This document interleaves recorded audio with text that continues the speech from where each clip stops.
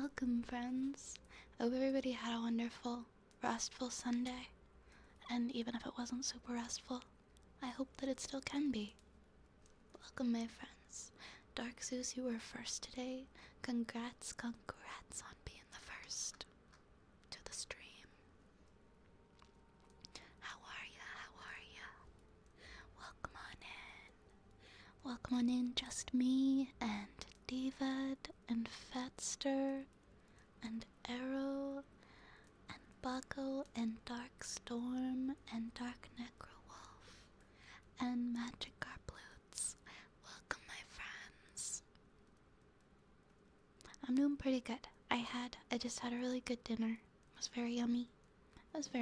So I'm feeling spectacular. I had a little post-dinner nap. So it was nice. How are you guys? How's everybody doing? I fell asleep during the starting soon screen because I was so sleepy. That's totally understandable. Hope everyone had a great day. I hope so too. I have to get up early for work. Oh my goodness, Dark Necrowolf, hello. I know you said you were going back to work and so you wouldn't be around very often, but I appreciate you stopping by with some good greetings, and I hope that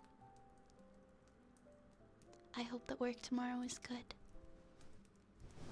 and that you have a wonderful night and a restful sleep. You take care. Mwah. I had to clean the fridge out today. Was it a big task? I like cleaning up my fridge. I don't know, it gives me like a very nice feeling of like satisfaction, like I did something. Just like having the knowledge of what's in my fridge and that I cleared out all the stuff that I'm not gonna eat, that always makes me feel better.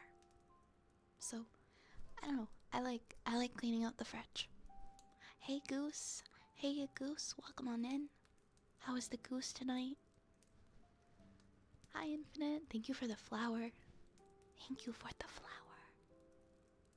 are you? I remember you, CJ. I remember you. Welcome on back. Welcome.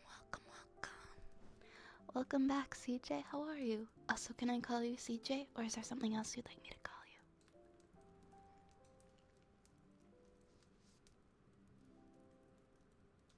I should have had dinner earlier, but I literally just didn't decide on what to eat.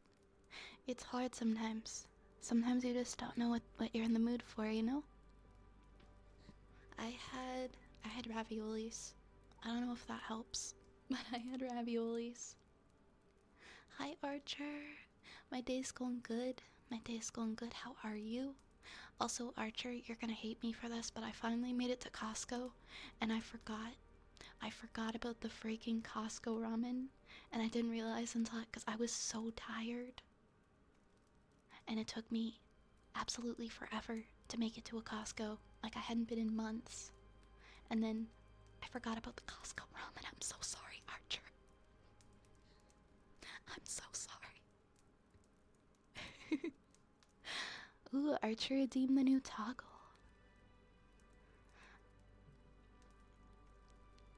Ta-da! I got an apron. I got a cute little apron so that when my potion vials explode, it won't make as much of a mess.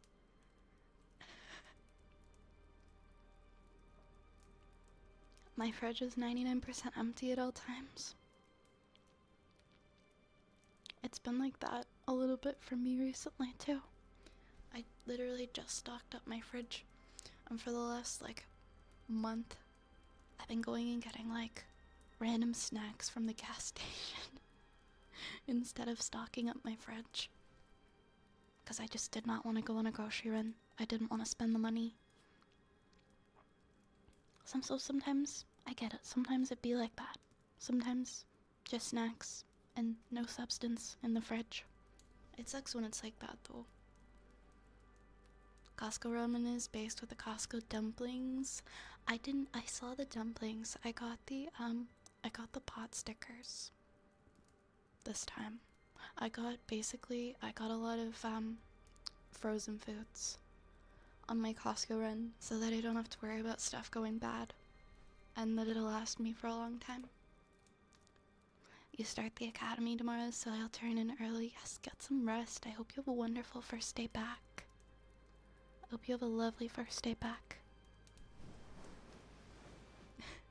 Oh, thank you. I'm glad you guys like the apron. I wanted something new that I could add to my outfit. And I found this cute apron and I thought it was perfect. It doesn't quite fit, but I think it's cute. Hi, Cami. Welcome, Cami. I also just wanted to stop in for a minute because I need to go to bed. I really appreciate you stopping in. Thank you guys for stopping in. And I totally get it if you gotta go rest. You gotta go sleep and you gotta take care of yourself. I always love seeing you guys, even if it's just for a minute before you drift off. It's bad when the gas station people recognize you. I've been there. They're like, alright, here she is, coming to get her ramen. Yep, that's me. Don't judge me. The pot stickers slap. Yeah, the pot stickers are really good. What else did I try? I also got the taquitos this time. Basically, like, whatever good frozen foods I can get to last me, like, for a long time, I'll grab. I just love frozen foods. Umbra. Hi, Umbra. Welcome. How's Ember feeling tonight? Good night, magic carploots. Mwah. Good night, sweet dreams. Mwah.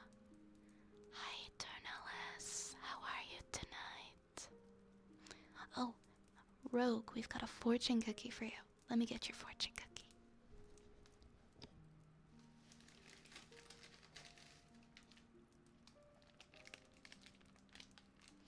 So Nightbot is really stinky sometimes. Like, I don't know what the issue is with Nightbot, but the follow age command just doesn't work. I think it might be an issue across streams. So, I can tell you that you've been following since November 6th. You've been following since November 6th, 2023. So, almost 3 whole months, Archer. Isn't that amazing? Isn't that crazy? Gonna hunt for food. Good luck on your food hunt, Infinite. I hope you find something yummy for yourself. DKer, thank you so much for the follow. Welcome to the apothecary.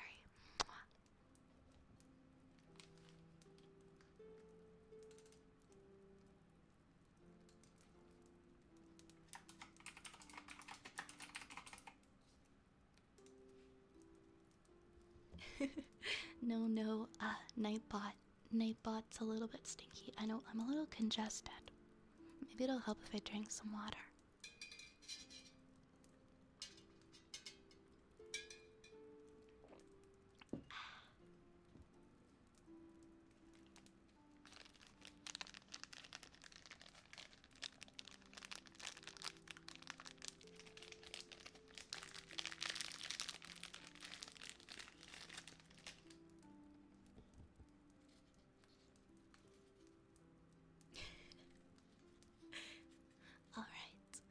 Alright, Rogue, this is your fortune cookie coming up.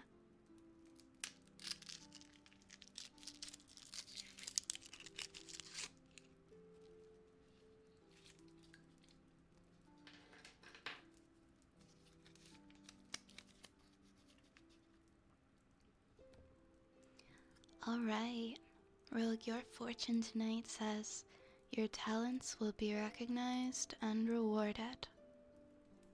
Your talents will be recognized and rewarded. And your lucky numbers are 6, 7, 25, 31, 32, and 33.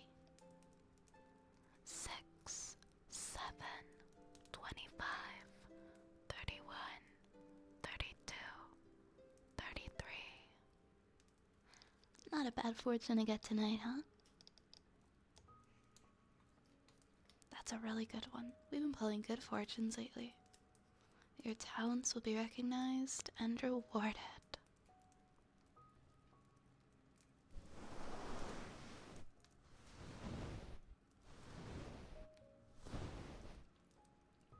I think that's something that a lot of us want. So, definitely a good fortune to slip into a cookie. I hate it when my night pot gets stinky too, Archer.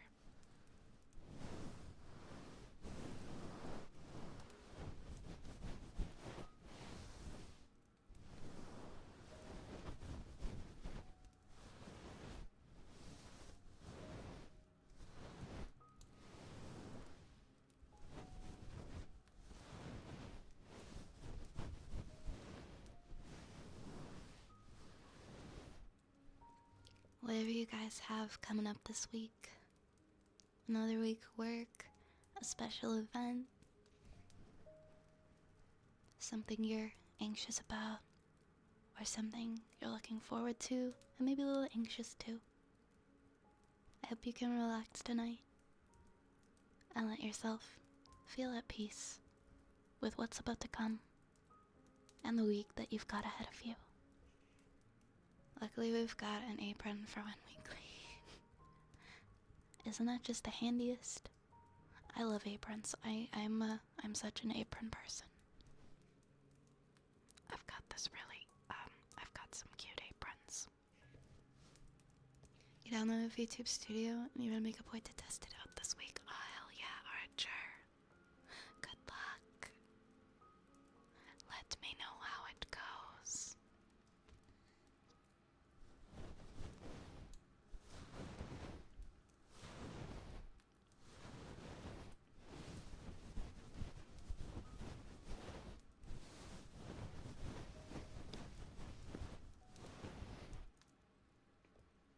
Umbra, thank you so much for the 65 bits. Thank you so much, Umbra. Thank you, thank you, thank you. Mwah. Mwah.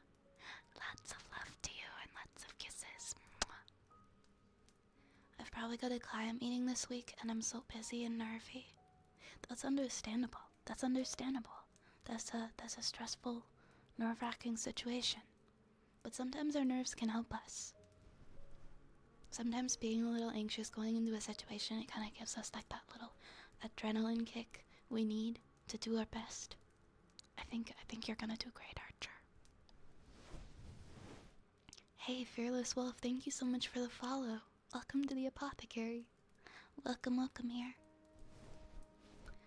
I've been trying to figure out why my game capture for Minecraft isn't working. What are you, so you're using like a... Oh, my brain read capture card. I thought capture card. Oh, because you're doing like a game capture. I personally use OBS. I haven't used Streamlabs in years. I'm not saying that Streamlabs is the reason that you're having the issue or anything, but like, when it comes to troubleshooting, I'm better with OBS. OBS in general, if you're like a new streamer, it's a lot less hard on your PC. And it's pretty simple too, the interface, to figure out. Thank you, hey Vampire, thank you for the hydrate.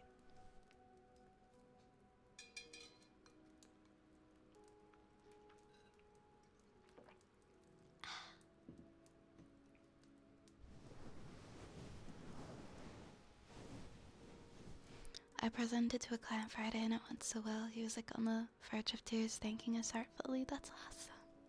Hey Archer, it sounds like you're amazing at what you do. So remember that. Remember that. You do a good job. And you are a human being too. And human beings get nervous. And I'm sure most of us don't walk into meetings with like our confidence levels at 100%. We don't always roll a 20. You're doing your best, and it sounds like your best is very, very good.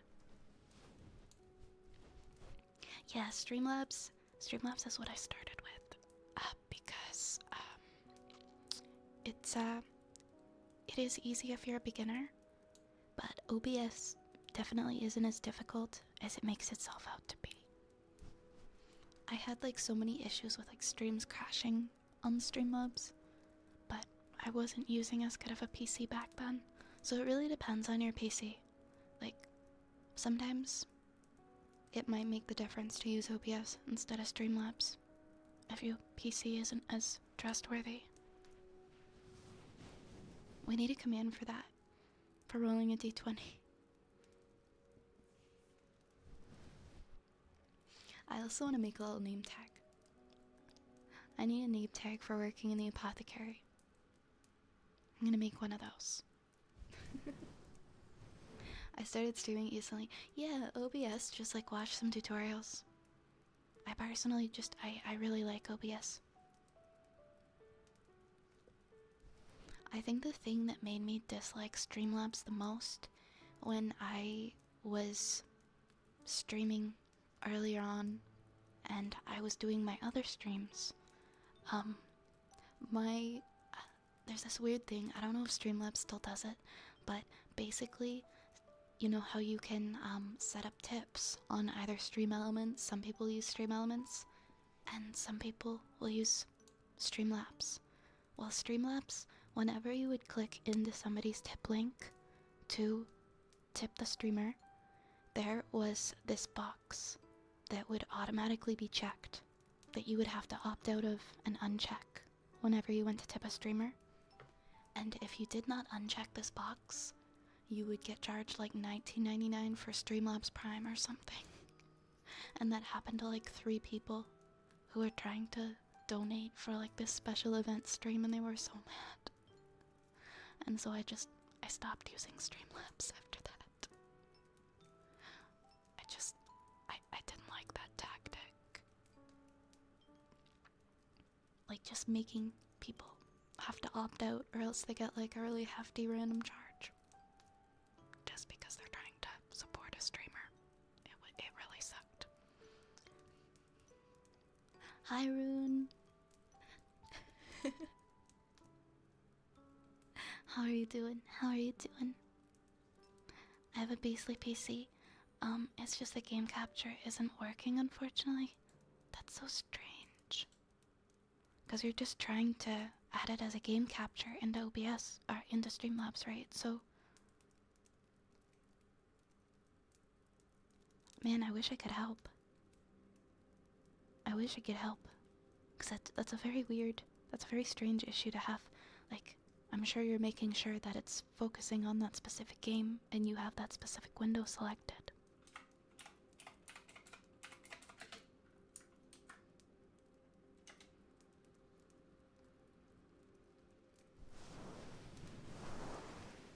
Hi, Jerry. Welcome, welcome. Do you use Streamlabs?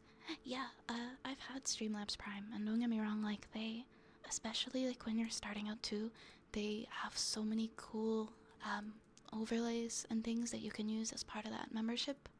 I had it for like, I think I had it for like 5 months, and I liked it a lot. But, go follow Roan, by the way.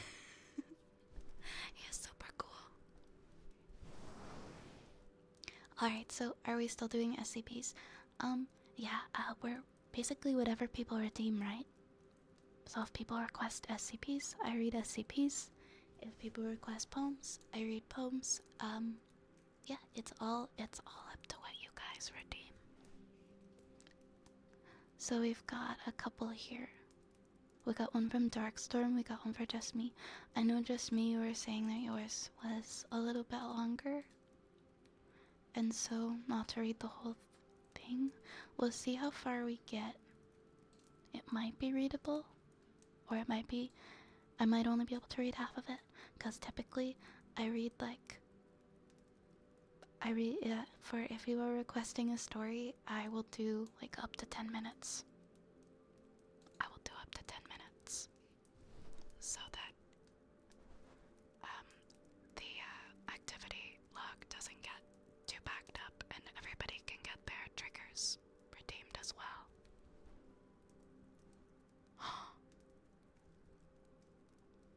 Arrow. Thank you so much for the $20 tip. Thank you so much for the $20 contribution towards the reference sheet. Thank you so much. Oh my goodness. We are over halfway there. That is amazing. Thank you so much. I don't know what to say. Thank you so much for your contribution to VOD 2.0. I can't believe we're already on the road to that. That's so amazing. And thank you so much for your support. Thank you so much. I appreciate you, friend. I appreciate you so much. Mwah. Please let me know if you have like a, do you have a story or you have like a redeem or something you'd like that I can add into the activity feed, okay? Thank you for your support. Wow, we're halfway there.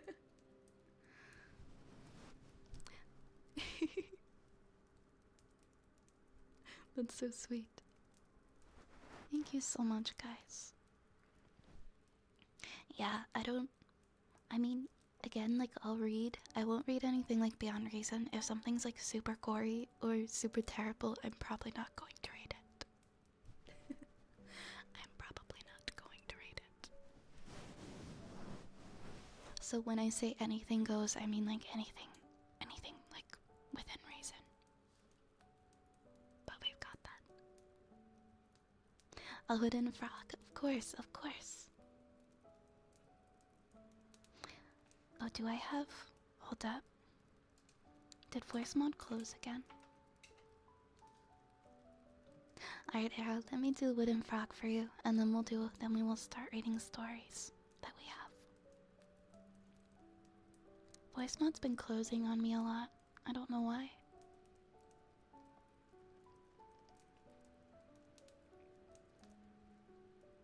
There we go.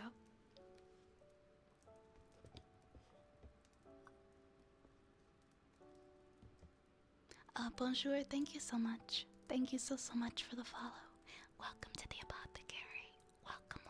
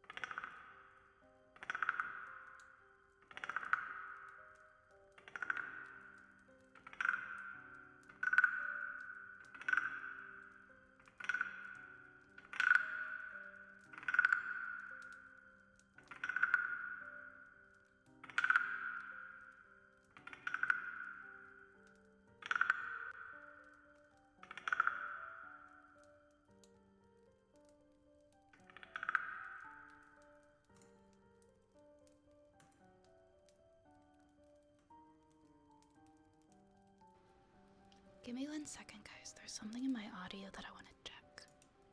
Because I feel like my audio's been a little weird lately.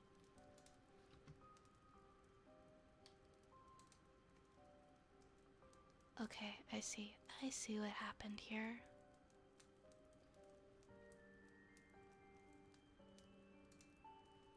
Alright, I figured it out. I figured out why.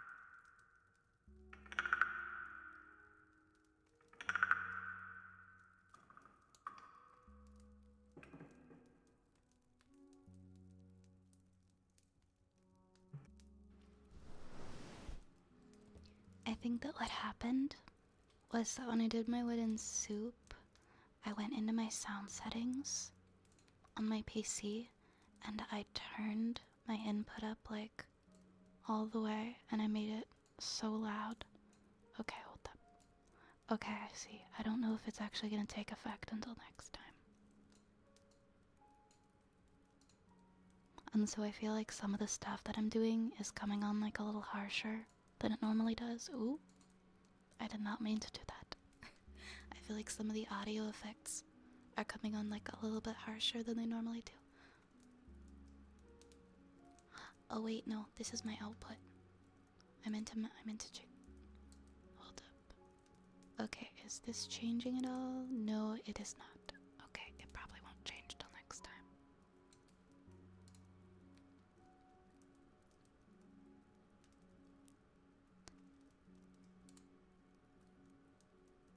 Oh, okay, I see. I see. That's okay. It's not like a really big deal right now, so it's something I can mess with later. Aw, good luck, Joy Boy. Good luck. Best of luck to you. I drank a weird potion and I ended up here someday. Thank you so much for the headpats. Hi, Senpai. Welcome. How are you, Great? Thank you for giving me the headpats.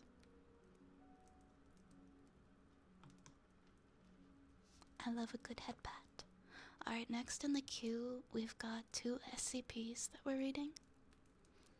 And then we've got a heartbeat redeem. And then we've got another storytime request from Senpai, which it looks like is for me to choose. So I'll pick a story. I'll pick a story of some variety for that one.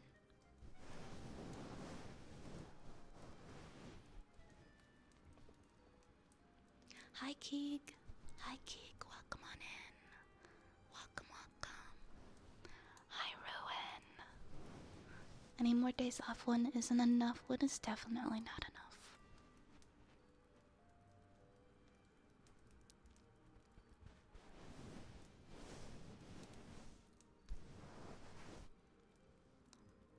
Let's see. I just want to make sure I pick the first. Is this another scary? Is this another big scary? $31.99. What is this? What do we got here? Okay. I'm gonna read, I think, up to 10 minutes of this one, because it is a bit of a longer one.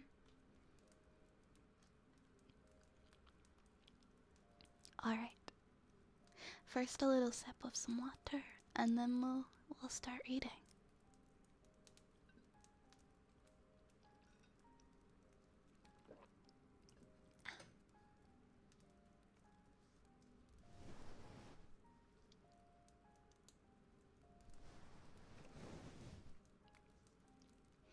SCP 3199.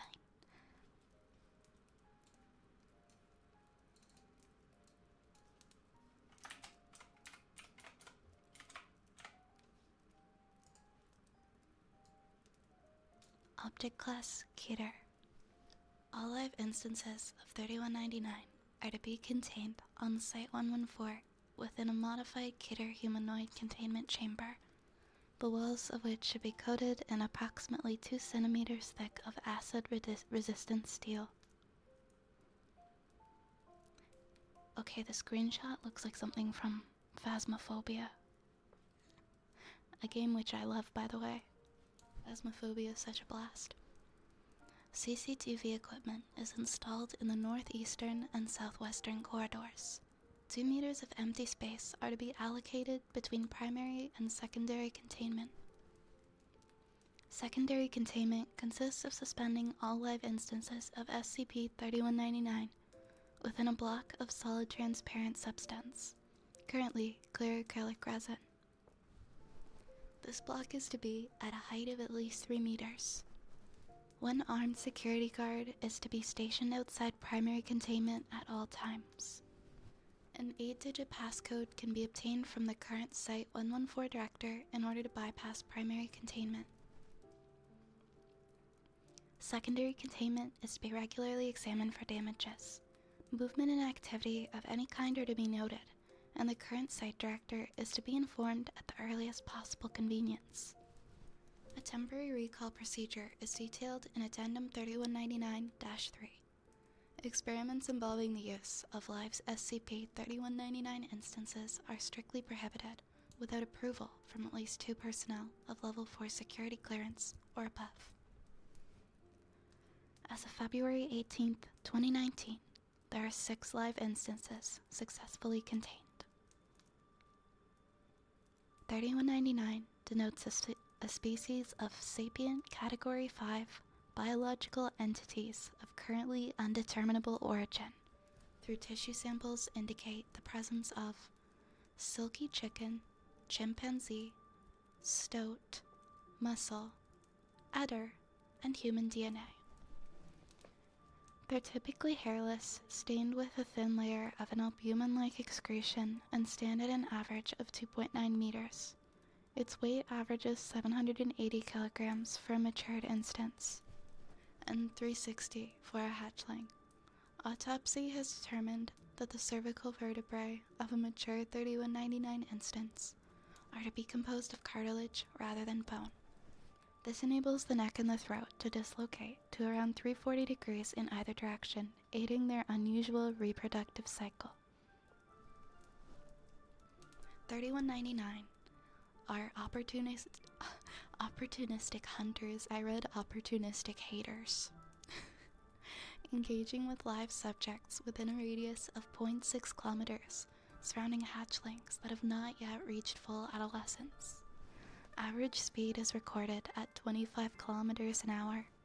Upon contact with human or animal subjects, 3199 will proceed to redact it, liquefying internal organs and bone structure. A suitable cadaver is then transferred within range of the closest hatchling. Thank you so much for the follow. Mwah. Mwah. SCP-3199 produces large eggs of an off-white coloration and a rubbery appearance. An egg will pass through the entity's digestive tract, esophagus, and eventually out of the mouth, followed by a viscous red substance. First thought to be a form of placenta, chemical breakdown has determined it to be a highly corrosive material. 3199 shows extreme distress throughout the process, with personnel describing the sound as not dissimilar to a scream. 3199 produces its eggs to fill unoccupied space. There is no known limit to the number of eggs it is capable of producing, and the standing theory is as follows. Given enough time, a single instance could single-handedly perform an LK-class species transmutation scenario. The termination of a live instance can be achieved through a variety of equally effective methods. 3199 has proven to be around as resilient as a standard human subject. However, complete eradication has proven difficult, as all instances of 3199, regardless of age, carry one egg within a specialized stomach-like organ upon birth, ensuring that one living instance will persist through even ordinary means. Hi, Holy Ord. Hi, Holy Ord. Good evening. Enjoy your lurk, bucko. And good evening, Rage Star. And good evening, Ginger Ninja. I hope you guys are well. Is this SCP readings? Yes. So I read what is requested. There is a channel point redeem for stories, and SCPs are very highly requested here. So we read a lot of them. Sometimes poems, sometimes lore from games. It's chat's choice. A single egg can bear a tremendous amount of resilience, maintaining its form and purpose even following continual subjection to extreme blunt force trauma, pressure exceeding 180,000 psi, high precision blades, and long-term acid exposure.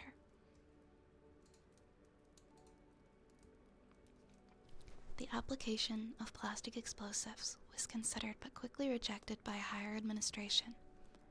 Heat is a primary component in the growth and development in 3199's eggs, and Foundation researcher Poi Blythell was particularly apprehensive towards the idea, believing it would almost certainly result in a second containment breach. 3199 was issued Keter classification on October 6, 2017, following a containment breach. 6199's prior containment method, a sedated water bath, was disassembled and replaced with a revised containment procedure as listed above. In 2017, the following notice was dispatched. All further experiments involving 3199's eggs are strictly prohibited.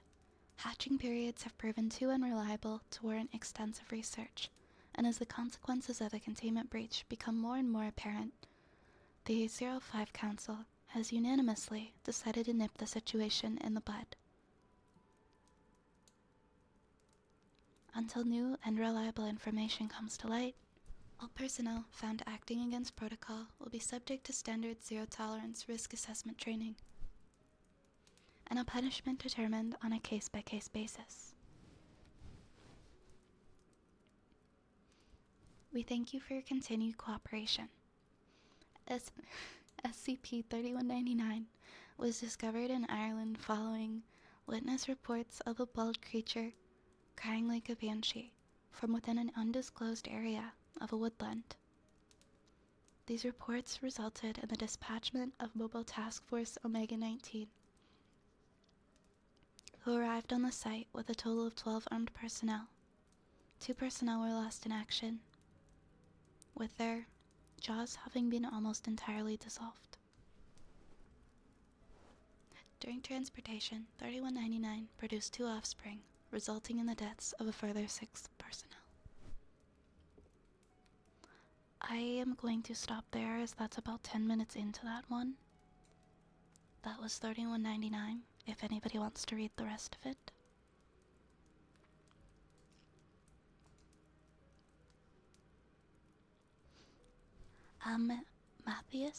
Matthias, welcome in. Nice to meet you as well.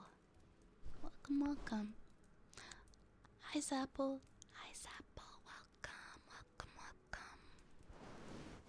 Is that a maid outfit? It's my apron.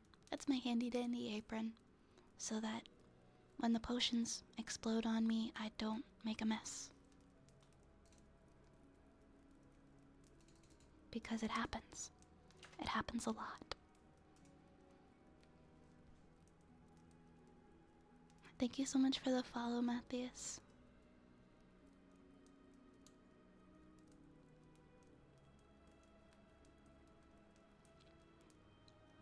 Holy Ord, that is Mona from Nanalan. Be nice. Respect my Canadian culture. That is not a tennis ball with eyes and a mouth. That is my childhood right there. Enjoy your lurky lurk, just me. Oh, also, guys, we just hit our follower goal of 1,750 followers. Thank you so much for helping me hit the goal. We just hit 1,750. That means that our next goal is going to be 2,000. Isn't that crazy?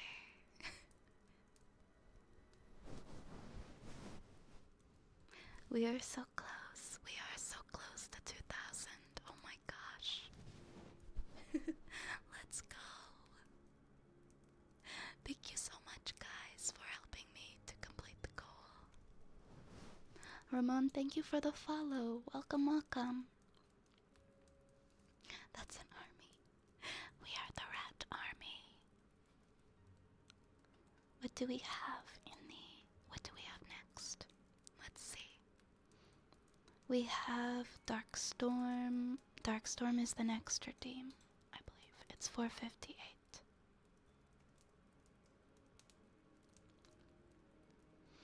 Okay, we have one more SCP. Then we have a heartbeat. Then we've got another story. And then a poem. And then more heartbeat. And then rain stick. Thank you for the hydrate, Umbra. much needed hydrates this evening. The Rat Army, aka the Vermintide. I like Vermintide too. We go by many names. Claspers, thank you for the follow. Welcome to the Apothecary. I'm so glad you're here.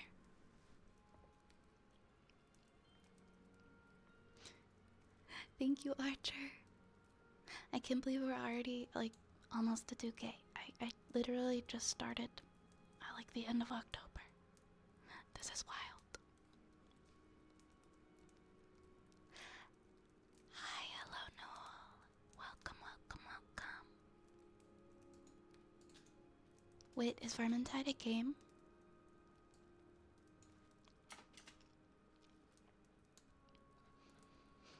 Alright, this is the next one. Ooh, this is a safe one. So this one is gonna be not scary. This is gonna be a not scary SCP. I need to write, like, if when we're reading SCPs, I want to write, like, what one we're reading. SCP-458.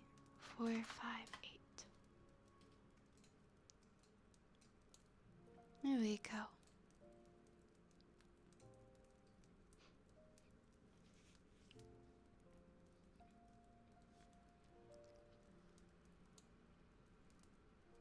Oh, it's Warhammer. Warhammer Vermintide. I've actually read some Warhammer lore. We've done some Warhammer lore readings on here. When is the emote of the rat throwing it back coming out? Oh my goodness.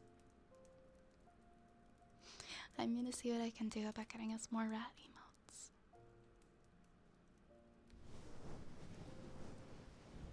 Gotta go soon, I have a pre-apprenticeship and I'm super nervous. Good luck, Darkstorm. Like we were saying earlier, adrenaline is one hell of a drug, so if you're nervous, make it work in your favor. You got this. Oh my god, I love those rats. I love those rats, Apple.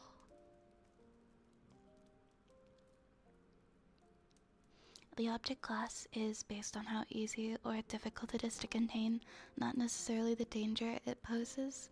Good to note, good to note. I just feel like most of the safe ones I've read have been like funny or silly, so that is why I have grouped them mentally into that category. There's usually a correlation between safe being less dangerous and Keter being significantly more. So it's usual, but not always. Gotcha.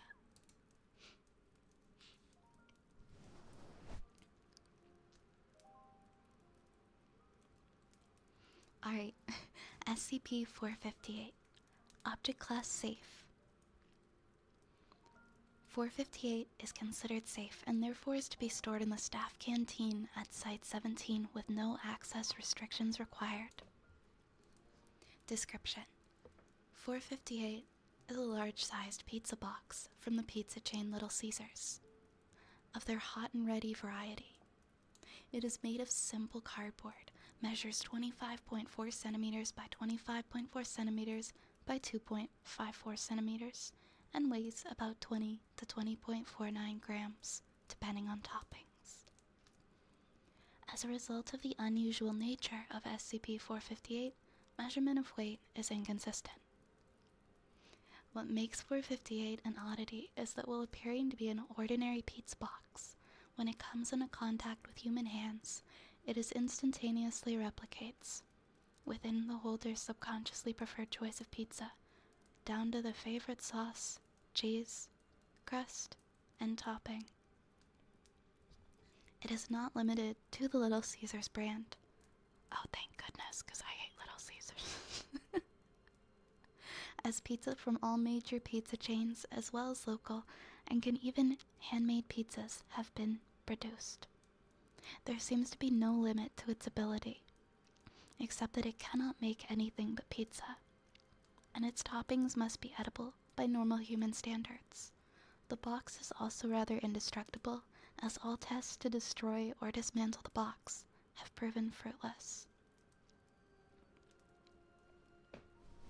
It is assumed that the box is semi-sentient, having at least enough telepathic or empathetic ability to sense what the holder's personal choices regarding pizza are.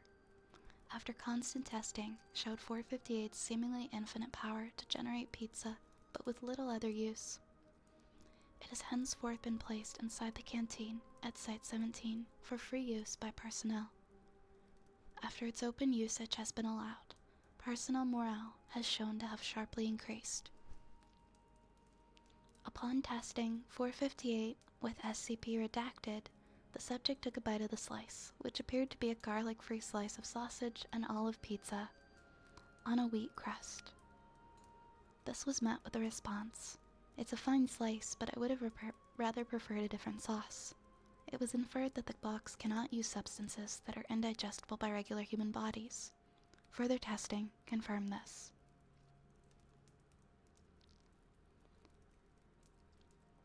I would just like to remind all staff that just because we have a pizza box that can constantly create pizzas for you does not mean that you can just sit around and eat pizza all afternoon. If continued abuse of the box continues, coupled with reports of personnel gaining unhealthy amounts of weight, I may be forced to implement a mandatory physical training regimen following lunch hours. Dr. Del Marino. For simple curiosity's sake, and to perhaps get a better idea of the mindset of certain SCPs, I've compiled a list of sentient SCP's reactions when holding the box. SCP-40. Small extra cheese, cheese-stuffed crust.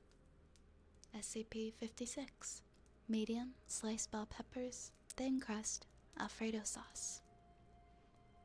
SCP-73. Medium, feta, and jack cheese, no sauce, thin crust. SCP-76-2. Large, meatballs, pepperoni, bacon, Canadian bacon, sausage, hamburger, and thick crust. SCP-105. Small, olives, wheat crust, thin. SCP-108-1. Large, pepperoni, thick crust. SCP-134. Small, onions, anchovies, olives, and thin crust.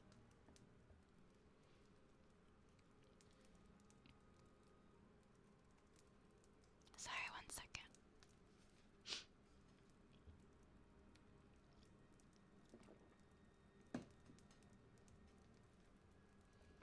SCP-181. Large, pepperoni, sausage, marinara stuffed crust. 182. Medium, olives, mushrooms, pretzel dough crust. 3343.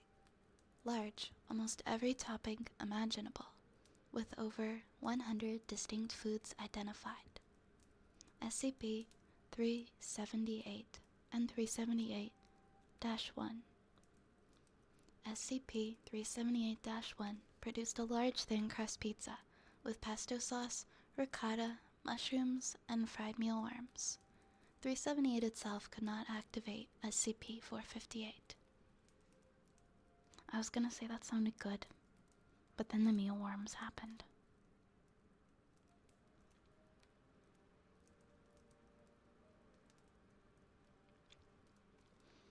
SCP-2118.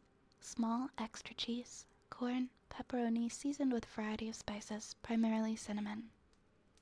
SCP-3300-1. Large, extra cheese and pepperoni, wet when removed from the box. SCP-3477. Medium, anchovies. All instances produced identical pizzas with identically arranged toppings. Dr. Michaels. Large, Hawaiian, tomato sauce, honey baked ham, pineapple, extra mozzarella cheese with Tabasco. SCP-4504. Medium, egg, bacon, barbecue sauce base, thick crust. SCP-4999. Extra large, half supreme, half pepperoni. And then POI 3445, SCP-5175-1. Wielding SCP-5175. POI 3445 produced large pizza with mozzarella stuffed cheese crust, a barbecue sauce base, bacon bits, bacon strips, ground beef, ham, pepperoni, sausage, and a dusting of crushed chili cheese Fritos. 5175-1 contributed teriyaki sauce. Okay, barbecue sauce on pizza slaps. I'm just gonna say that right now. Further testing on SCPs might reveal some odd characteristics about the SCPs themselves and is suggested. Further cross-testing is permitted, but requires approval and supervision due to safety concerns. Footnotes. Almost immediately after opening 458, the produced pizza began to go through symptoms similar to other organic material within 73's effect radius. The experiment was retried, with the pizza being removed from 458 immediately after its opening, and with minor deterioration present. When queried by researchers, 73 stated it had never ingested any products created by 458. After 166 ate a slice of pizza from 458, 166 complained about occasional moderate discomfort and nausea. The effects stopped after approximately 20 hours. 181 was told that this was a reward for good behavior, and that it was a lucky guess that it was his favorite type of pizza. 2118 remarked on how her mother would love the pizza if she were there. 4999 shared the pizza with D430-276, who is suffering from end-stage renal disease. Notably, this is the same variety D430-276 frequently shared with her late partner, and the first known case of 458 accommodating a pizza which exceeds its volume. Through POI 3445, 5175-1 claims to have never tasted teriyaki sauce. It emerged as a modern fusion recipe and is not traditional Japanese cuisine. 5175-1 acquired a liking to the sauce after a conversation with POI, who regularly ordered chicken teriyaki at the marketplace at Steamtown's food court. And that is the end of that one. I wasn't expecting a pizza SCP, so thank you. That made me hungry even though I am full from dinner.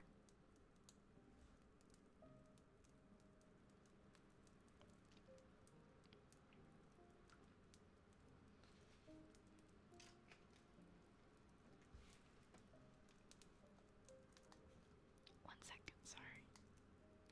There we go. Alright, so we read that one, and I think we have... Okay, next we have heartbeat. I just wanted to make sure. What's going on in chat? What's going on in chat? Barbecue ranch buff chicken. Oh my god, ranch on chicken. Also, people putting pineapple on pizza. I'm not a pineapple on pizza person, but I get why people like it. I mean, I like pineapple, and I like weird combinations. I can enjoy it. I can enjoy it.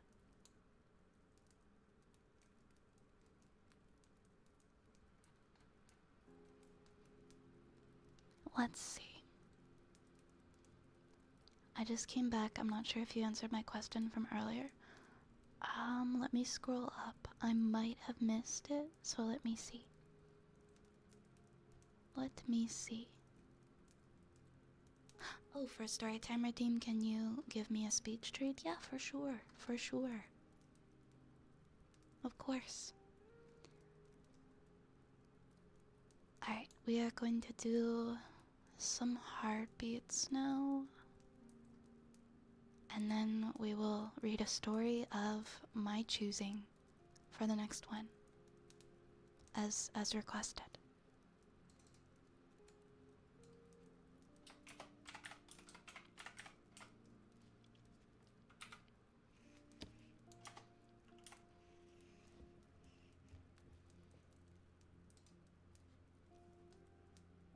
If I ever go on a date with a girl and she orders extra pineapple on pizza in an Italian restaurant, I assume I'm getting stabbed on the way out. Oh my gosh.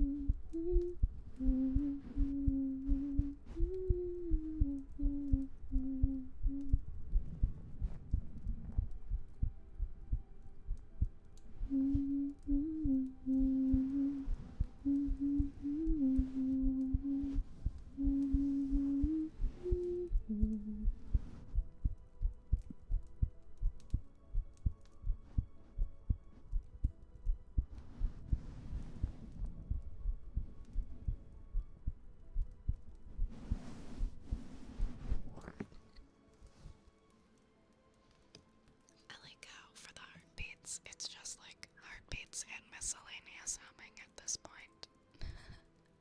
Oh my goodness, Frank. Frank, happy belated birthday. Frank, I have something for you, okay? Also, yes, Kate, go ahead and whisper it to me. That's fine.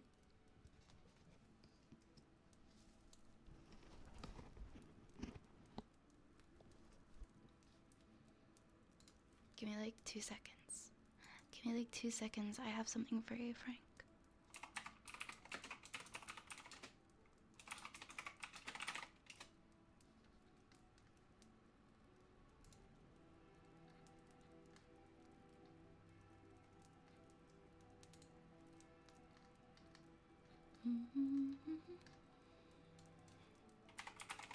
Oops, I think I pulled up the wrong thing again. Here we go. There we go. There we go. Okay, we're gonna do a special song. We're gonna do a special song for Frank.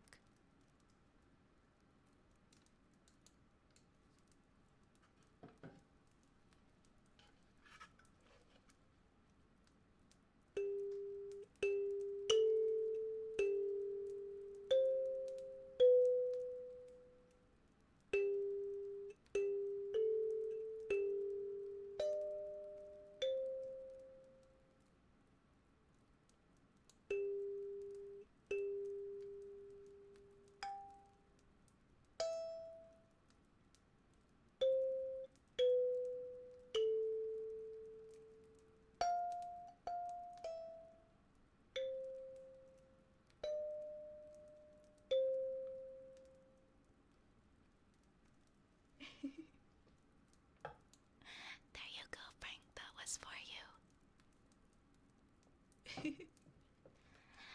Happy birthday, Frank. Happy birthday.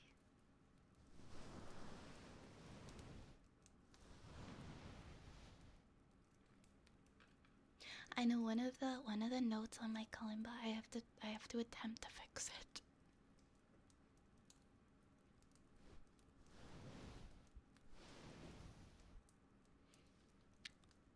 One second.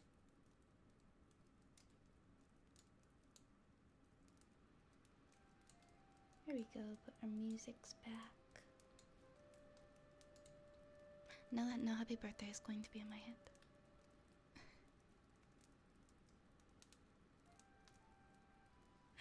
I will tune the kalimba. I'm sorry, Scarab. It's that one pesky one. I've been trying to fix it. Yeah, it's my G.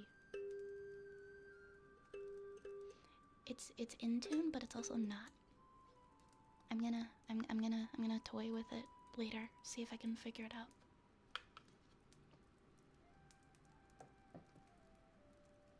Oh, you're welcome, Frank. You're welcome, Frank. I hope you had a wonderful birthday. Kalimba birthday rave. Hi, Shura. Welcome on in, Shura.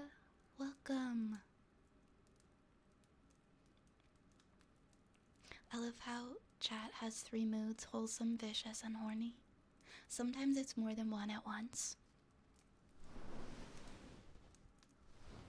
Hi, Corin. Welcome, Corin. How are you? And how are you, Shura? Oh, Frank, you are such a sweetheart. You are such a sweetheart. We love you, Frank. I'm good. I'm doing good. I had a good day. I'm doing better now. I'm glad to hear that, Corin.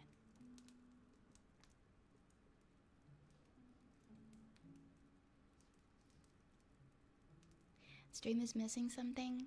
I swear, if you say more cowbell. If you say more cowbell. Ah, 2 of them. I got you. 1 and 2. Poof. There we go. There we go. We got some rat friends now.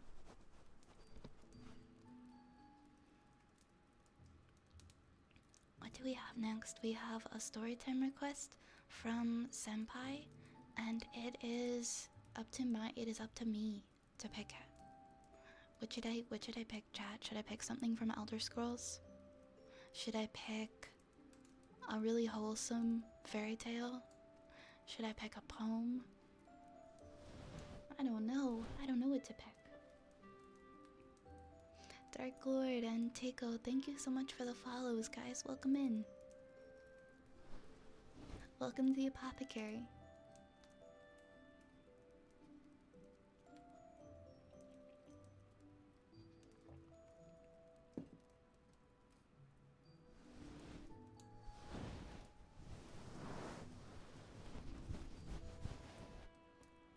I kind of like to pick something that I haven't read, or like a theme or something that I've never read. Hi, Liar. Welcome on in. Welcome.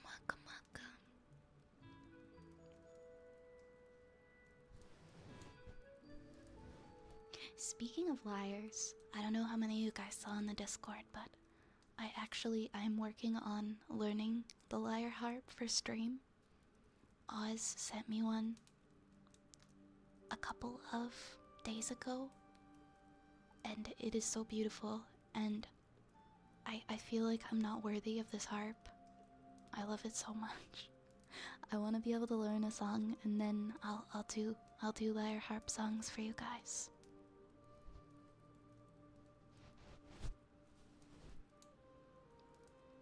The entire script of the Trolls movie, I don't think we have time to read the entire script of the Trolls movie.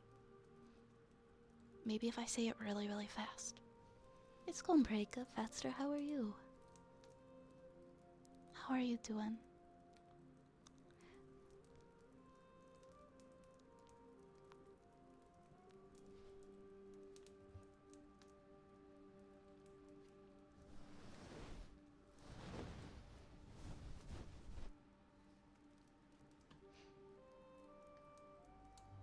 Hold on a second. Where did VTube Studio go? Oh, there it is. Hold on, actually, I actually have it like right over here. So you guys can kind of hear what it sounds like.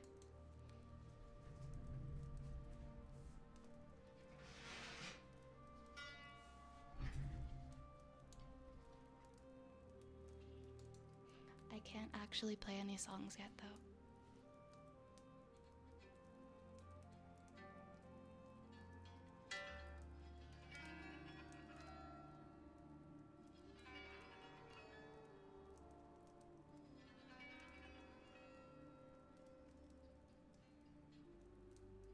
I'm working on tuning it. I think I'm about halfway there.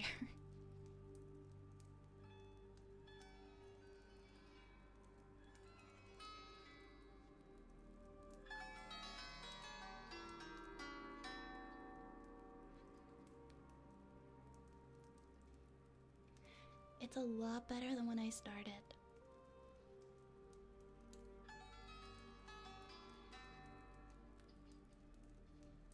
Alright, that's all. I'm not gonna do it super loudly or anything.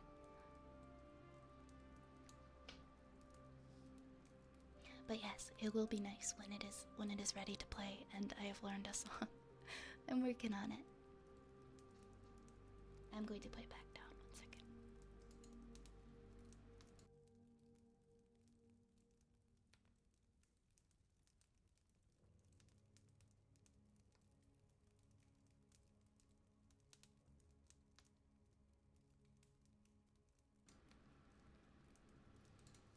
I figure it's just better that I mute my audio whenever I have to move to pick anything up in my room, because I have the tendency to like knock things over and bump into things when I'm rolling in my chair.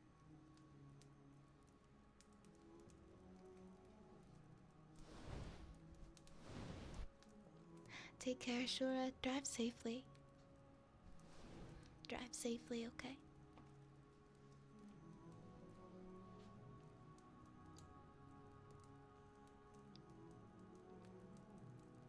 Good night, Darkstorm. A theme you've never read about for storytime. We actually started with Souls lore. I've read a lot of Souls lore on here.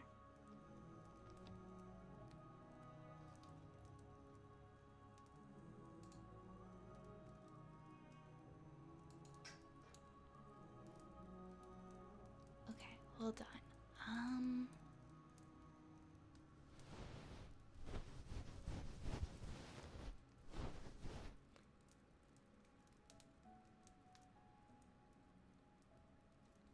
It's hard to choose. I feel like I kind of want to just choose like a short story.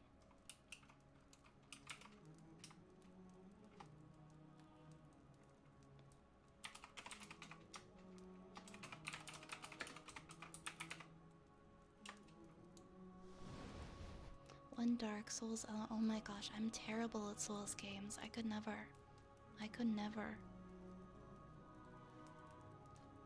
Alright, I'm probably gonna pick, because there's so many options, I'm probably gonna pick something from Imperial Library. Because otherwise, I don't know how I'm gonna choose.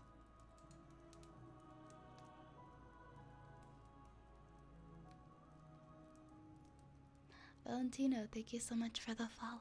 Welcome on in. Welcome to the apothecary.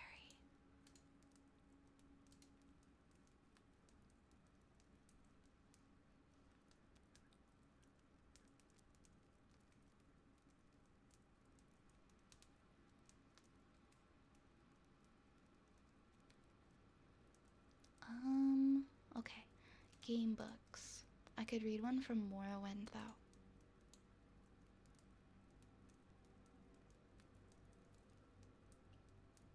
This one could be cool. Let me read this. Let me see. Oh, this one's kind of long. I'll pick one that isn't super long. The Poison Song. What is this one? This is book 1. Ooh. Ooh, that is a long one.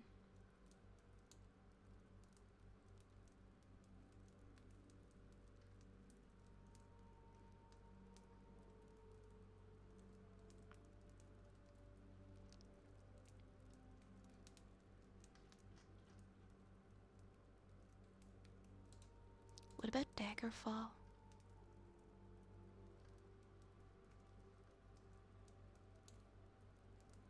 See, when it comes to Elder Scrolls, there's just so much. There's just so much. There's like a million things. I just want to pick one that we haven't read, and so I'm like scrolling through them. So this one maybe?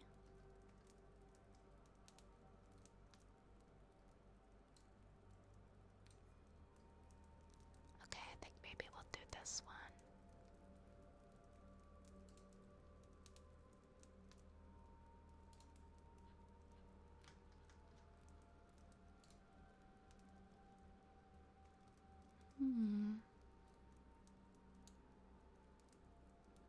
A ridiculous book about madness. A story about the adventure of a very faithful man in his quest to release the kidnapped lady.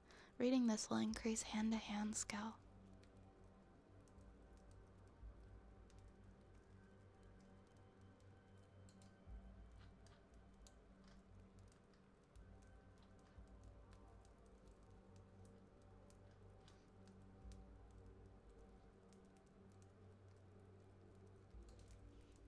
Madness? This is smart. There's so many. What was the one that I was gonna pick? It was up here. Realizations, Paula, Night Falls on the Sentinel. You removed? Okay. We're gonna read Night Falls on the Sentinel. This one's for Daggerfall specifically, but no music played in the nameless tavern in Sentinel, and indeed there was very little sound, except for discreet, cautious murmurs of conversation, the soft pad of the barmaid's feet on stone, and the delicate slurping of the regular patrons. Tongues lapping at their flagons, eyes focused on nothing at all. If anyone were thus otherwise occupied, the sight of the young red-guard woman in a fine black velvet cape might have aroused surprise, even suspicion, as it were, the strange figure, out of place in an underground cellar so modest it had no sign, blended into the shadows. Are you Jomic? The stout, middle-aged man, with a face older than his years, looked up and nodded. He returned to his drink. The young woman took the seat next to him. My name is Habala, she said, and pulled out a small bag of gold, placing it next to his mug. Sure it be, snarled Jomic, and met her eyes again. Who do you want dead? She did not turn away, but merely asked, Is it safe to talk here? No one cares about nobody else's problems but their own here. You could take off your cuirass and dance bare-breasted on the table and no one even spit. The man smiled. So who do you want dead? No one, actually, said Habala. The truth is, I only want someone removed for a while. Not harmed, you understand, and that's why I need a professional. You come highly recommended. Who you been talking to? Asked Jomic dully, returning to his drink. A friend of a friend, of a friend, of a friend. One of them friends don't know what he's talking about, grumbled the man. I don't do that anymore. Habala quietly took out another purse of gold, and then another, placing them at the man's elbow. He looked at her for a moment and then poured the gold out and began counting. As he did, he asked, Who do you want removed? Just a moment, smiled Habala, shaking her head. Before we talk details, I want to know that you're a professional and you won't harm this person, and that you'll be discreet. You want discreet? The man paused in his counting. Alright, I tell you about an old job of mine. It's been by RK. I can hardly believe it. More than 20 years and no one but me is alive who had anything to do with the job. This was back before the time of the War of Bettany. Remember that? I was just a baby. Of course you was. Jomic smiled. Everyone knows that the King Lantern had an older brother, Greglith, what died, right? And then he got his older sister, Opke, what married to that king fellow in Daggerfall. But the truth is that he had 2 elder brothers. Really? Habala's eyes glistened with interest. No lie, he chuckled. Weedy, feeble fella called Arthago. The king's and queen's firstborn. Anyhow, this prince was heir to the throne, which his parents wasn't too thrilled about, and then the queen, she squeezed out 2 more princes who looked a lot more fit. That's when me and my boys got hired on, to make it look like the first prince got took off by the Underking or some such story. I had no idea, the young woman whispered. Of course you didn't. That's the point. Jamek shook his head. Discretion, like you said. We bagged the boy, dropped him off deep in an old ruin, and that was that. No fuss. Just a couple fellas, a bag, and a club. That's what I'm interested in, said Habala. Technique, my friend who needs to be taken away is weak also, like this prince. What is this club for? It's a tool. So many things what was better in the past ain't around no more. Just 'cause people today prefer the ease of use to what works right. Let me explain. There's 71 prime pain centers in an average fellow's body. Elves and Khajiit, being so sensitive and all, got 3 and 4 more respectively.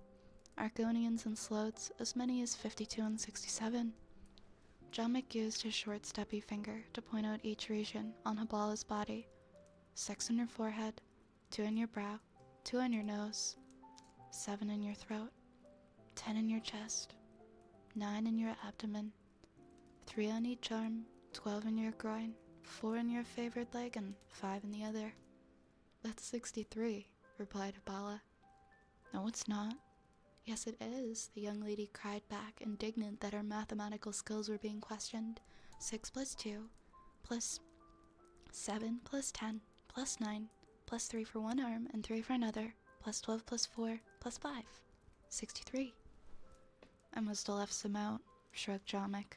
The important thing is to become skilled with a staff or a club. You gotta be a master of these pain centers. Done right, a light tap could kill, or knock one out without so much as a bruise. Fascinating, smiled Habala, and no one ever found out? Why would there? The boy's parents, the king and the queen, they're both gone now. The other children always thought their brother got carried off by the Underking. That's what everyone thinks. And all my partners are dead. Of natural causes?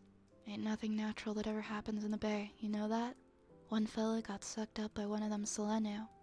Another died that same plague that took the queen and the prince Greklith. Another fella got himself beat up to death by a burglar. You gotta keep low, out of sight like me if you wanna stay alive. Jamek finished counting the coins. You must want this fella out of the way bad. Who is it? It's better if I show you, said Habala, standing up. Without a look back, she strode out of the nameless tavern. Jamek drained his beer, and went out. The night was cool, with an unrestrained wind surging off the water of the Iliac Bay, sending leaves flying like whirling shards. Habala stepped out of the alleyway next to the tavern and gestured to him. As he approached her, the breeze blew open her cape, revealing the armor beneath and the crest of the King of Sentinel. The fat man stepped back to flee, but she was too fast. In a blur, he found himself in the alley on his back, the woman's knee pressed firmly against his throat. The king has spent years since he took the throne looking for you and your collaborators, Jamek. His instructions to me what to do when I found you were not specific, but you've given me an idea. From her belt, Habala removed a small, sturdy cudgel. A drunk stumbling out of the bar heard a whimpered moan, accompanied by a soft whisper, coming from the darkness of the alley. Let's keep better count this time. 1, 2, 3, 4, 5, 6, 7. The end. Way to just give yourself away like that, am I right? Like, oh yeah, I did this crime how many years ago? What's it to ya? Let me give you the details. People. Very silly. That was big silly. Alright, Next we have a poem. This one is Zapple's. Zapple, are you here? I know you like to be here when I read your poems. So I'm just checking. You are here? Cool. Cool, cool. Alright, I'm gonna read yours next.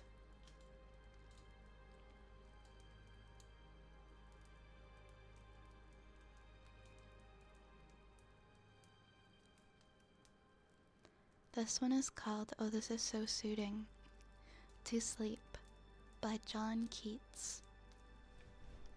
O soft embalmer of the still midnight, shedding with careful fingers and benign our gloom-pleased eyes, embowered from the light, and shaded in forgetfulness divine. O soothest sleep, if so it please, be close, in midst of this thine hymn, my willing eyes, or wait the amen ere the poppy throws around my bed its lulling charities. Then save me, or the past day will shine upon my pillow, braiding many woes. Save me from curious conscience, that still lords its strength for darkness, burrowing like a mole. Turn the key deftly in the oiled wards, and seal the hushed casket of my soul. I love reading poems so much. Thank you so much for your request.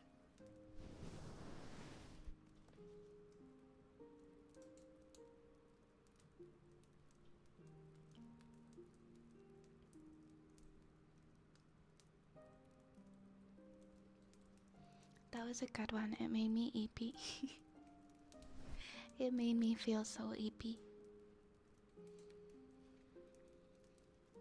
Oh my goodness. Nero, thank you so much for the raid. Welcome on in. It's a cozy time raid. Heck yes. Let's go. Nero, hello. How was your stream? Thank you, Zapple. Thank you for getting that shout out for Nero. Welcome on in, everybody. Welcome, Os Games and Eve Potato and Nero. Hello, hello. How was your stream? Did you do ASMR as well tonight? I hope you had a lovely stream. And if you got a raid and run, I totally understand. Please take care of yourself first and foremost. But I hope you had a wonderful stream. Yes, welcome on in, everybody. Tested a new audio interface for ASMR. That's awesome. I'm glad that it went so great. Please forgive me, I'm like weirdly congested today. But a little intro on me to the raiders. My name is Vi or Violet. We do mainly ASMR here, about 6 nights a week, and we tell a lot of stories. We are the rat army, and we love rats. Rats, stories, and more rats. I don't know, honestly, if somebody asked me, describe your stream in like 3 seconds, I'd be like, rats, stories, even more rats, good times, good vibes, happy people.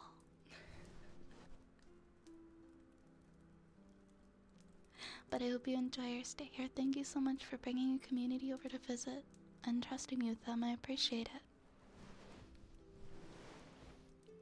I hope you get better. Thank you. It's just this time of year, like my nose gets kind of weird.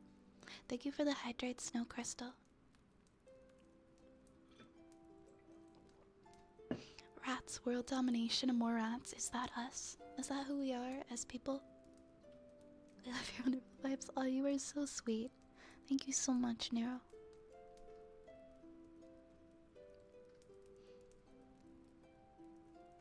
I think we are about to do, I'll let you guys know what's next in the queue. We've got Heartbeat next for Umbra. We've got a Rain Stick for Ginger Ninja. We've got a story request for Keeg, and then another one for Darkstorm. Then we've got Kisses for Infinite. And that's our queue right now. That's what our queue looks like. so I'm gonna set up to do some more heartbeats and wholesomeness. We're pretty wholesome here. I'd say we're quite wholesome. Like 99% of the time. Yes, please do, Nero. Please take care of yourself. And thank you for the kind words, and once again, thank you for the raid. You are so lovely.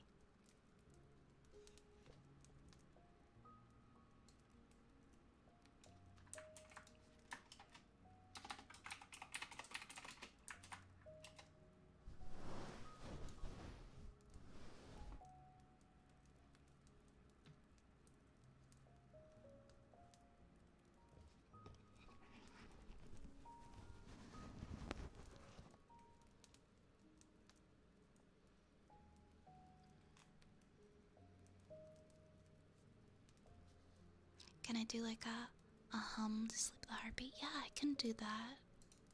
I'm trying to think of like a good humming song. Let's see.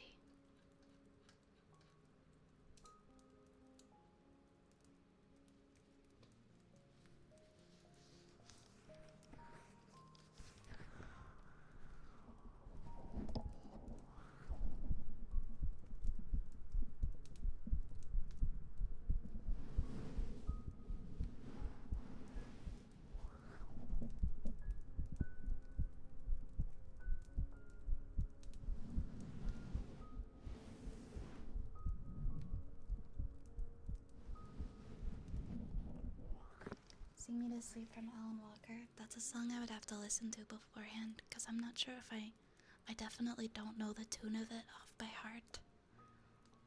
Something that I know, something I know.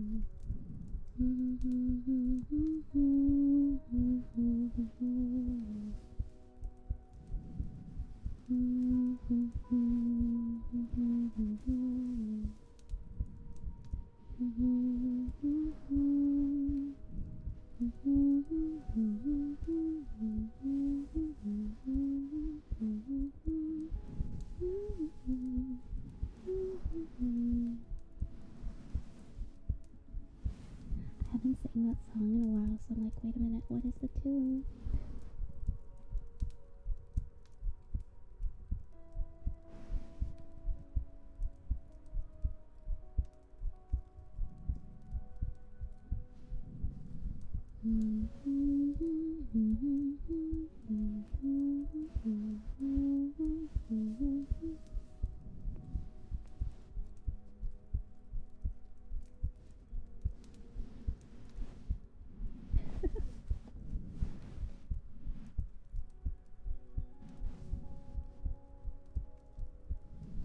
There was a song that was recommended that I sang a little while ago, and I'm trying to remember what it was.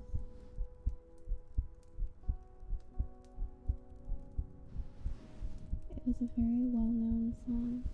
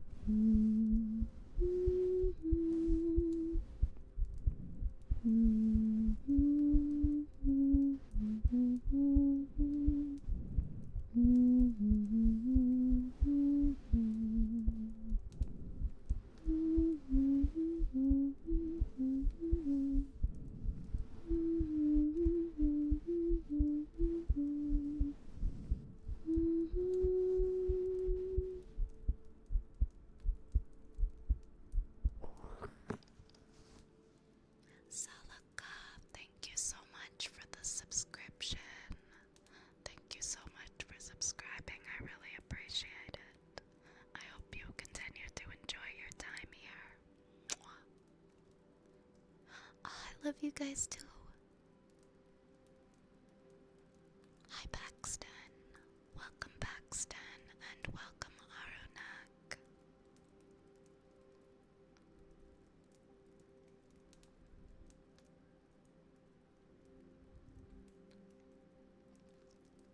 Did we ever figure out what sort of potion you brewed with the wet soup on Wednesday?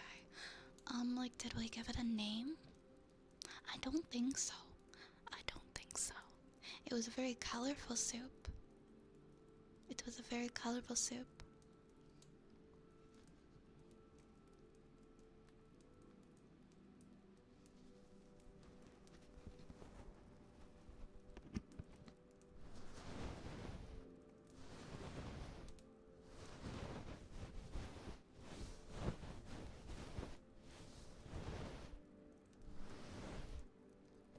My guess is that it's very likely to be a shape-shifting potion, and that if somebody drinks it, they are likely to take on the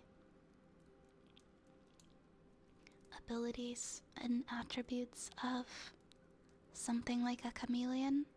That would be my guess. Oh my gosh, I'm sorry. Sokolov.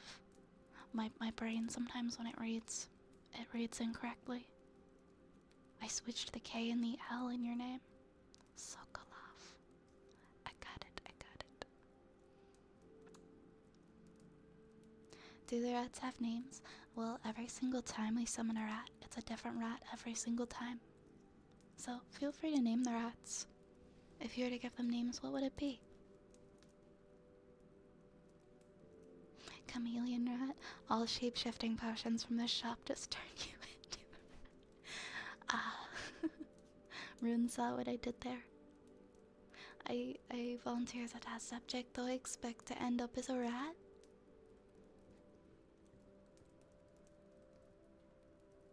We'll just interchange the rats. This one can go back. And then we will spawn another one, and it will just end up being Fetster. Oh, hi there. Names can be art sometimes. But yeah, if I ever mess up anybody's name, please tell me. You don't have to take it and accept it. You can be like, hey, my name isn't said like that. It's said like this. And I will try my best to correct. Scrunky. Hi. Hi, Scrungus. Welcome. What wonderful timing. Hello, Ratlord Scrungus. How are you? Ratlord Scrungus is actually one of our rats that appears from time to time. And then if you like it, then that's cool. I will keep calling you that then. I think next we've got, what do we have? We have a rain stick next.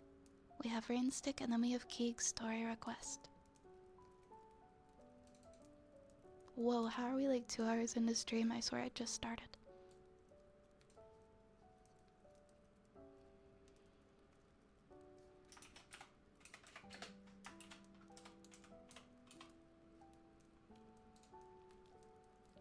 I'm doing good as well. I'm glad to hear it. Rain stick, rain stick.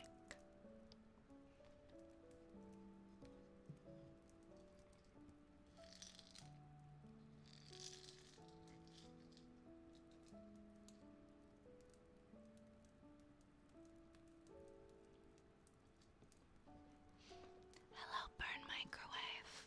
Thank you for the follow. Welcome to the apothecary. Scream elements. Stream elements is so weird sometimes. Like it just stopped welcoming people in chat when they followed a couple days ago. Sometimes my alerts just stop working and then they come back and things like that. It's so strange. I don't know why I wanted to say scream elements, maybe because mentally I was thinking that I want to scream at stream elements because it keeps randomly breaking and things like the alerts get messed up sometimes. Good day, Falcor. How are ya? How are you, Falcor?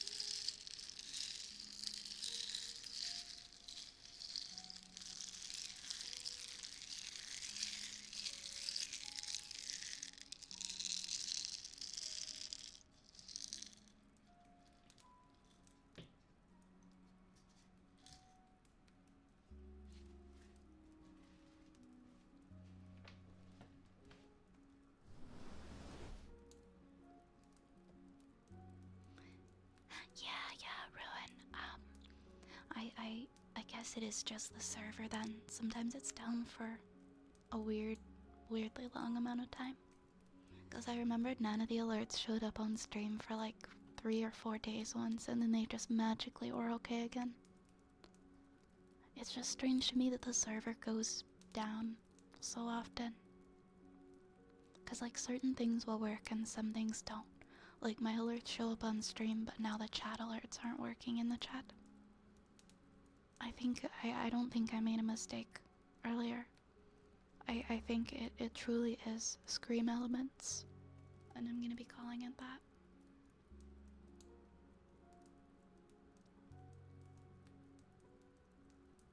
Oh, thank you, Umbra. I'm thankful for you guys too. I'm so thankful for you guys. Thank you, Paxton. Scream Elements. Most ASMR hurts my ears, but this one is nice. I'm glad that you found a space that you enjoy, and I'm so happy that you enjoy it here, Sokolov. Oh, it doesn't, you don't notice it that much in other streamers' chats, Fulgor? I wonder if it's like maybe it's like a regional thing, like it depends on where you are in the world exactly. It's just like bits and pieces, like it's not Stream Elements as an entirety. It'll just be like random things that I have hooked up with Stream Elements just don't work for like a couple days.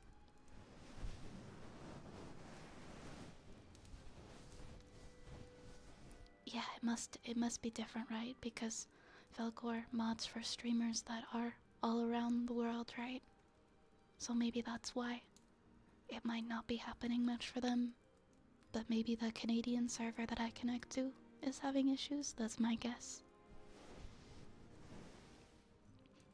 You know what? You're very right. The fact that the internet works at all is kind of a miracle. I can't even really begin to comprehend the internet in general. So many different services, hardware setups, protocols. And it came such a long way in such a short period of time, too. Exactly, Ruin. Can be output, input, settings, server. That's why it's always good to know how to troubleshoot.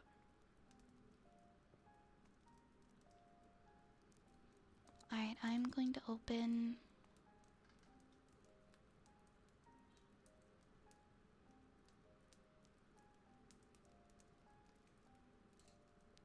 the one that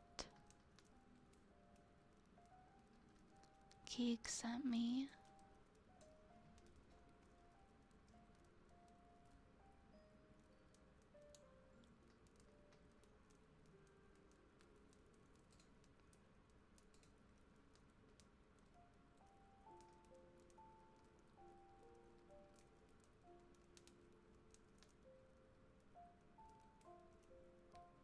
Oh my gosh, it's Naruto. It's my favorite anime. I love this. I'm so happy. I know this speech. Hold up, I just want to make sure I have this right.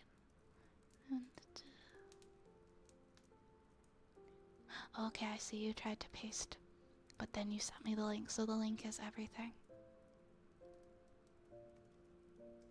It's a speech from Naruto. This is fun and different. My favorite anime of all time is Naruto. So thank you for redeeming this. This is a speech. This is a speech from Pain in Naruto. In the Pain Naruto battle.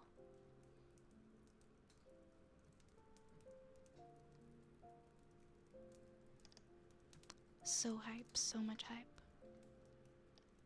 Okay, alright.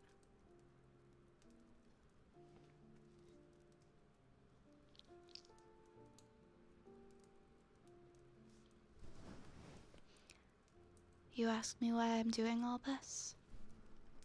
But even if I told you why, I doubt very strongly that the knowledge would change anything at all, but let's say I take the time to explain it to you. What do you think would happen then? My goal is to fulfill the dream even Jiraiya Sensei was unable to achieve. What I want is to create peace and bring about justice. Oh, I see, that is noble of you. That would be... However, what about my family and friends? My village, they suffered the same fate as this village at the hands of you Hidden Leaf ninjas. How is it fair to let only you people preach about peace and justice, once the Land of Fire and the Hidden Leaf had grown too big to protect the national interests? They forced feudal clans to wage war against each other and profited from it. Otherwise, the people of the villages would have starved.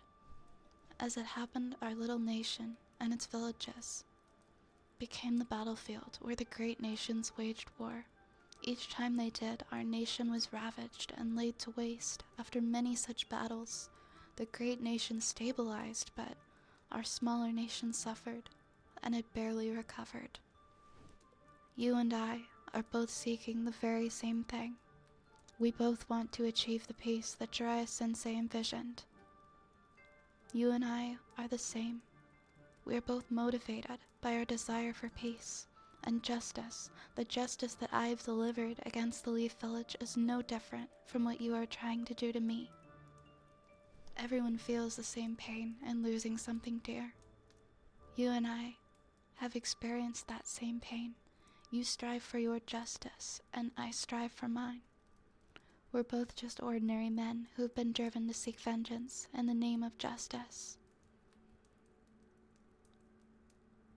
And if it comes, call vengeance justice. Such justice will only breed further vengeance and trigger a vicious cycle of hatred.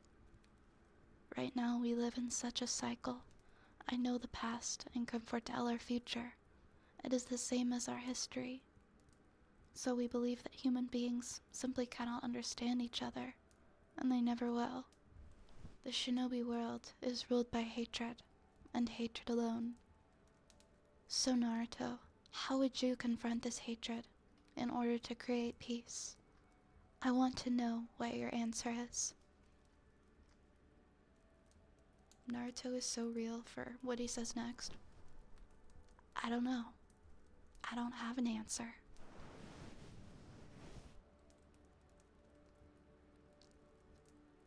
That would be me. I'd just be standing there, dumbfounded, with my mouth open like, I don't know. I don't know, man. What do you want me to say? No, but, Pain was such a good character. Pain was such a good character in Naruto. Very impactful words. Now that we're on the topic of Naruto, what's everybody's favorite Naruto character? You guys already know mine. A lot of you guys already know mine. I think we went over this before.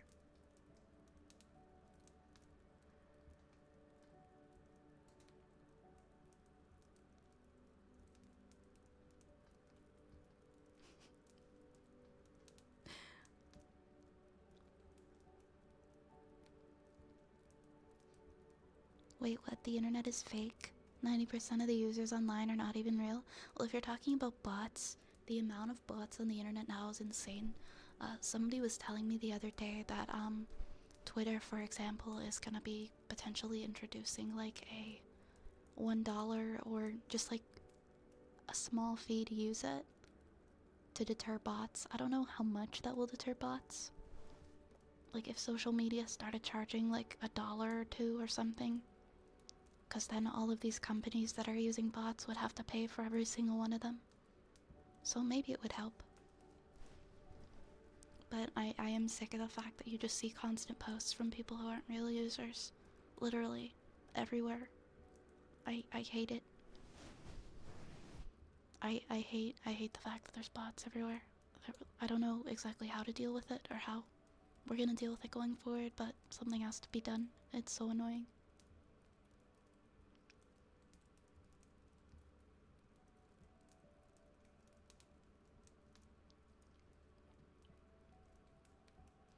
Oh, you use Starlink so you could get internet in places without cell service. That's cool. I've never known anybody who's used Starlink yet. Did you find that it worked well for you? Yeah, what a time to be alive, right? Vi sounds like an American to me, except for how polite she is. Wouldn't be able to tell. Yeah, it's pretty much just when I say sorry. You hear sorry, and then you know I'm Canadian.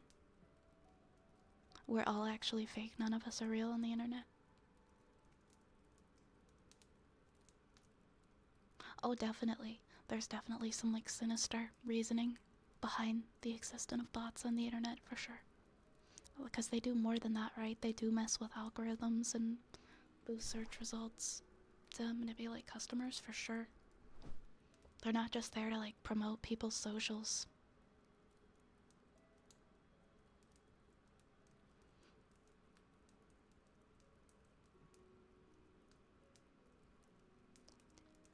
What did that?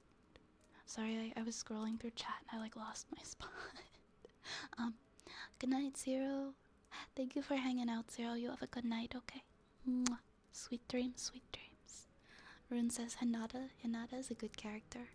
Velgor, you said Pain. Gara. Gara, Gara. Gara, Gara. Gara is my favorite character, yes. So all you guys saying Gara, I see you. Shikamaru.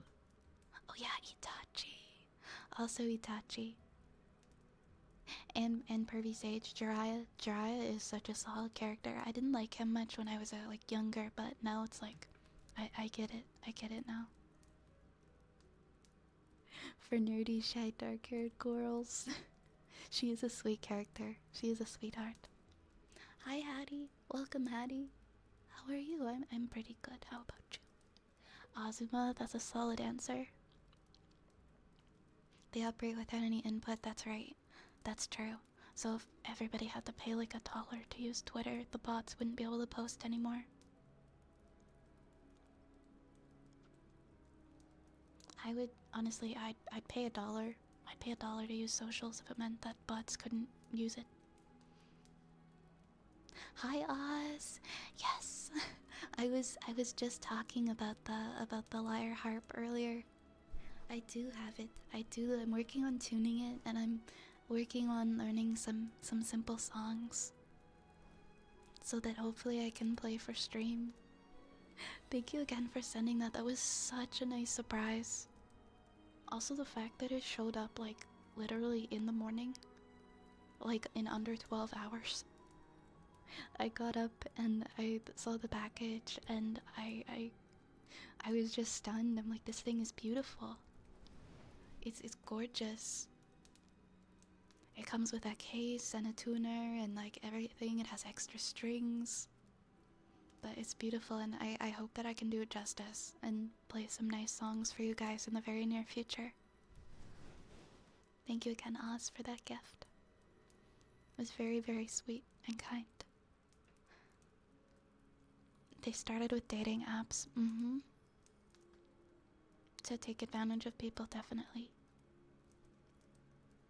Well, she never even said A.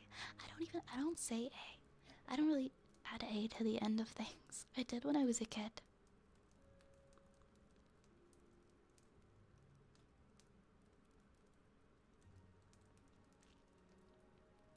Pretty excited that a thing you're in. Oh, let's go, Addie. That's fantastic. That's fantastic. Congratulations. That's so nice to actually to see your work out there. Congrats. I came across a Twitch chat tool you might be interested in. It lets you mark your place in chat. Yes, yes, please. Because sometimes I get lost. And I feel like in the future I'm only gonna get more lost and miss things. That would be awesome. I would love to see it. Ah, Fedster. Hi, Sam. Hi, Sam. Dino fact today is that the Spinosaurus, unlike its depiction in Jurassic World 3, is believed to have been a fish-eating specialist and would likely not have gotten into conflict with dinosaurs its size. What is the Spinosaurus? I think I've seen pictures of it before.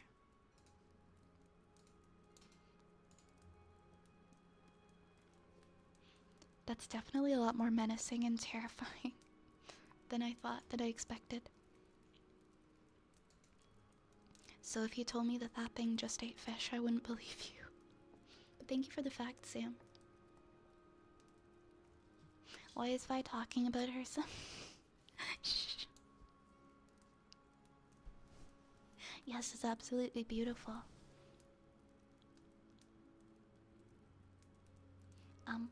Hi Wild Dragon. Welcome, welcome, welcome. Yes, Hattie, definitely send. I would love to hear your work. Send me the details, okay? It has other cool features. Yes, please share. Thank you so much for sharing.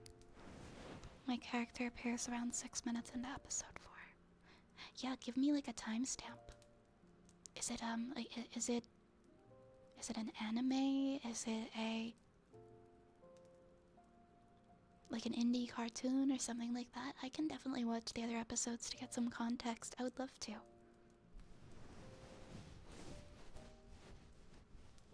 The theropod dino with a croc-looking head with a sail on its back. Yeah, that's the picture that I'm looking at in Google Images right now. The back of it definitely makes it look kind of like an aggressive dinosaur, huh? Oh, cool. Yeah, YouTube has changed so much, like for posting fan dubs of anime. Like at the end of college, one of my friends was excited he was casting a bunch of us because he wanted to just do like a fan dub of Ruby in his spare time, but he ended up canceling it after we recorded some of the things because I guess YouTube has changed so much to like whether or not you can post things like fan dubs.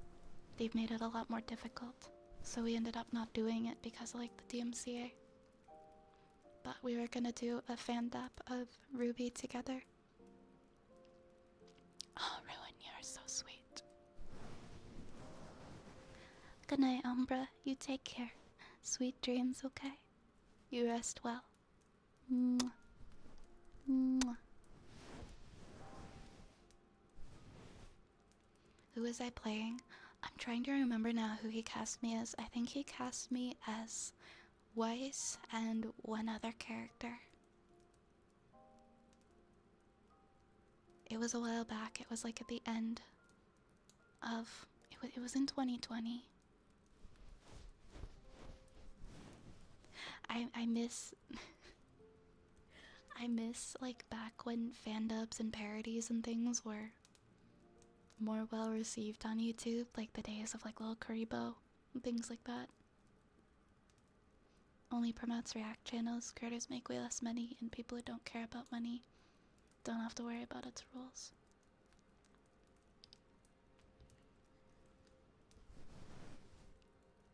Yeah, YouTube has just changed a lot.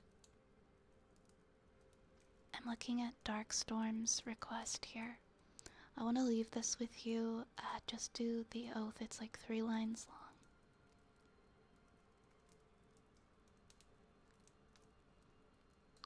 Let's see, 'cause I definitely want to catch up on the redeems. So it's the Violent Lantern Corps. The oath. Where is the oath on here? I'm looking at the... I'm trying to find this, because I took the link down.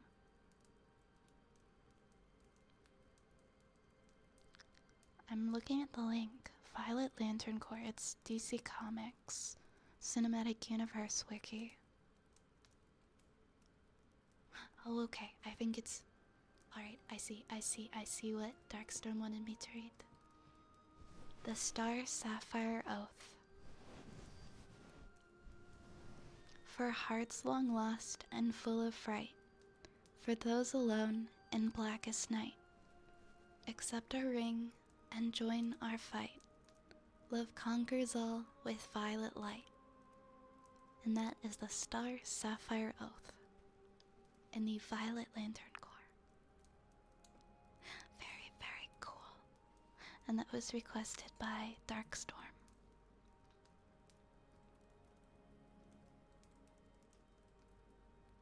And I think next we have Kisses. You love little Creepo. I got to meet him years ago, Grade. He's such a nice guy. And he's so funny. I want to sleep, but I don't want to go. I think you should sleep soonish. Thank you for the follows, guys. Thank you. Lost Memories and Sultan1G. Thank you, guys. Mwah. Mwah. I miss when YouTube was less about investors and more about creators. The internet, like in the early 2000s, and it's something we're never gonna get back. Like, everything was so much more creator based. Like, you could be creative and your work would be promoted just for being silly and having a good time.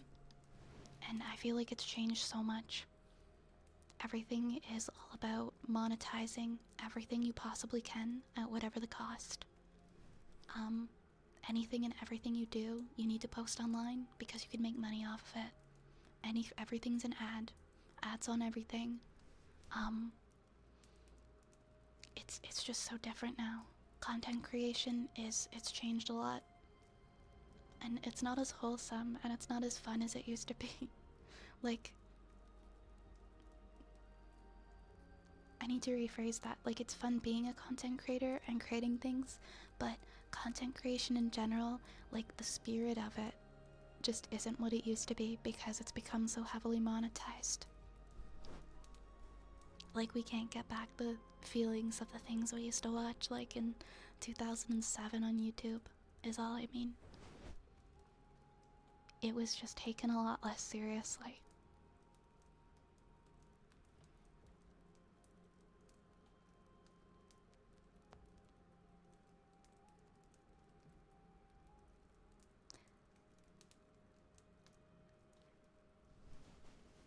Hey, Ghost Club. Thank you for the follow. Welcome, welcome. Also, Bread, thank you for following as well. Hi, Strivey. Hi, Strivey. I'm doing good. How are you? If anything, the sail on its back makes it look a bit primitive to most other dinosaurs. Sailbacks were a feature a lot more common back when the Earth was colder in the early Permian, and a lot of fossils from time features synapsids with this adaptation to try and either find mates or release heat, or more likely increase their surface area to absorb more heat. I can think of one other dinosaur that used a sail on its back, and that was a sauropod. I think that the sails on the back, it adds so much to their appearance and whether or not they come off as menacing.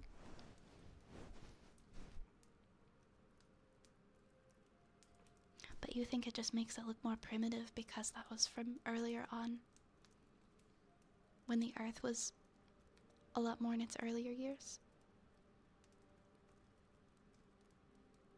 But that does make sense because they spent so much time in the water. I see. At least we have some honkin' chonker rats to hold. Look it on the bright side. Makes me wish I was born just in time to experience those days of the internet. I mean, I'm not gonna lie, they really were the golden days. There was a lot of darker, weird stuff on the internet back then too, but I think just the vibe of things like YouTube, for example, was just a lot more wholesome than it is now. And there weren't like a million different platforms to be posting on. I don't know, there's just so many pros and cons of socials in general. Like, on one hand, the internet has made it so that people can make careers just creating content online at home, which is so cool. Right? And that's not something that would have been sustainable in 2006. You had people like, does anybody remember Jory Karen and his friend? Is it a good idea to microwave this? The guys who would just like, that was creative as hell. I love that. Those guys who would just put whatever in a microwave and blow it up. I don't know if they were making any money off that. That was just something they were doing for fun. I don't even know if ads existed on YouTube back then. Like, they were probably making no money off of that. Those kinds of channels. Correct me if I'm wrong, maybe they were. But I don't think ads existed then. Yeah, the wild spirit of content creation when nobody was making money off of it is sadly something we're never going back to at this point. It's good to be able to make money But money at the same time corrupts the nature of things and makes them different. Pros and cons, pros and cons. 90s was the golden days of the internet.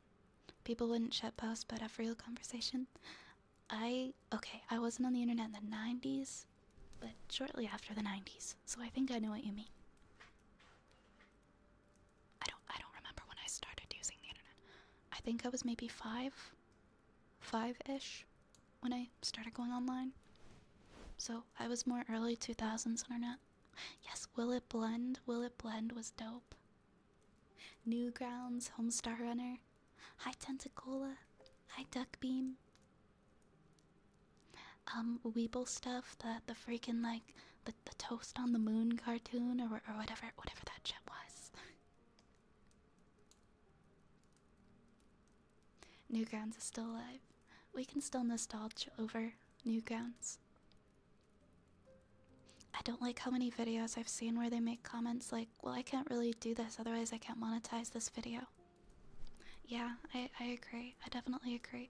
I think it's also just like for people who have been successful enough to make content on YouTube and be able to make a living off of that.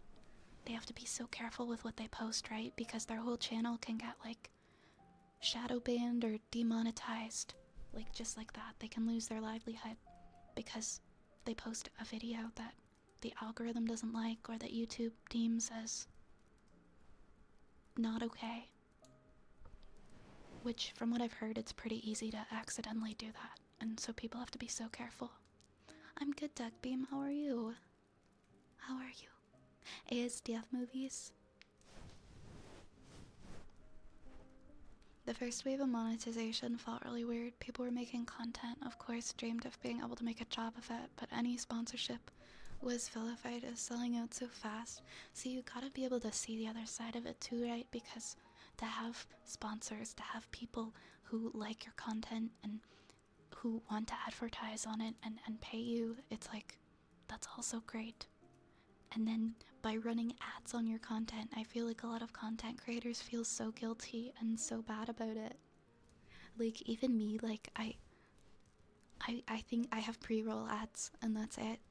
I haven't gotten to where I feel comfy running ads in the middle of my streams, even though I could get ad revenue, because I don't want to interrupt people who are enjoying the content. But then there are the people who do that as well, and I respect that because it's income, right? Same with taking sponsorships, and advertising things in your content. I mean, as long as it's a product that you can get behind and you're cool with, I don't see a problem with that. People gotta live in this economy, right? And our ways of doing that have changed. Yeah, so much stress from not posting the wrong stuff, like you accidentally say like a swear word and YouTube's like, that's it, get him out of here. Embezzle and Sloofy, thank you so much for the follows. Hi, welcome. Hey guys, how are you? Looking forward to Wednesday. What's happening on Wednesday?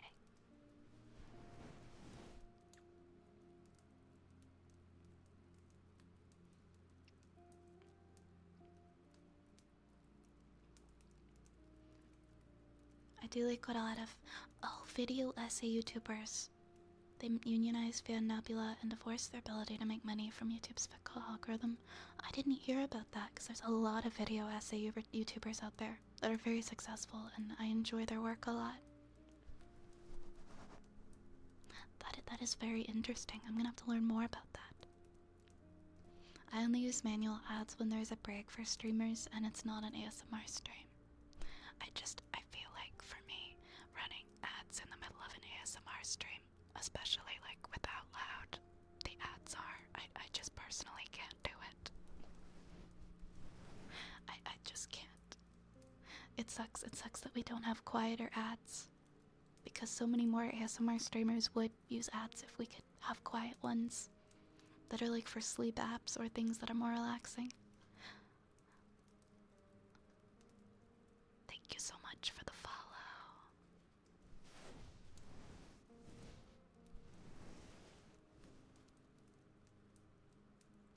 the Aussie channel, How Ridiculous?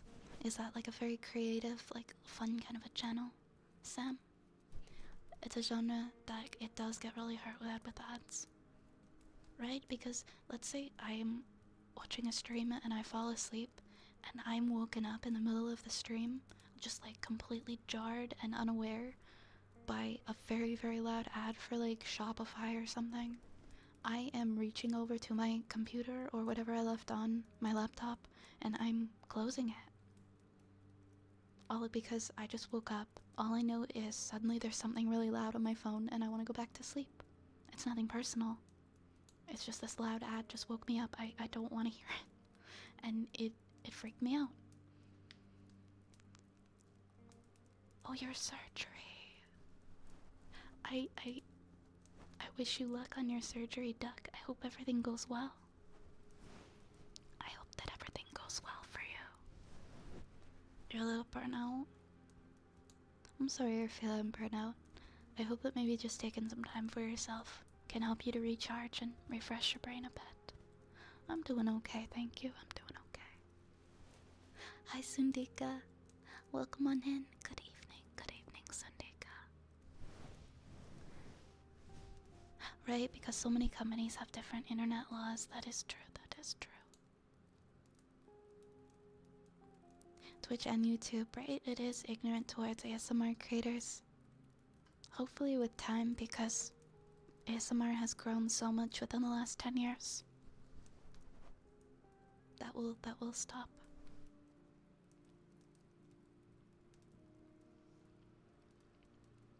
I can't pinpoint exactly when, but at some point the sentiments seem to shift from sponsorship equals sellout equals bad to sponsorship equals congrats, you've made it. Yeah, I don't know. I don't know. It just happened. But that's exactly it. 3 a.m. Timo ad, let's go. No thanks. Oh, okay, so it's kind of like Jory Karen. Is it a good idea to microwave this? It's dropping stuff from towers, making shots with basketballs. That's fun. I like that. I like that a lot. Whoa, I don't know what happened there. I just zip-zoomed out of the way. Oh, I'm so glad to hear that, Sloofy.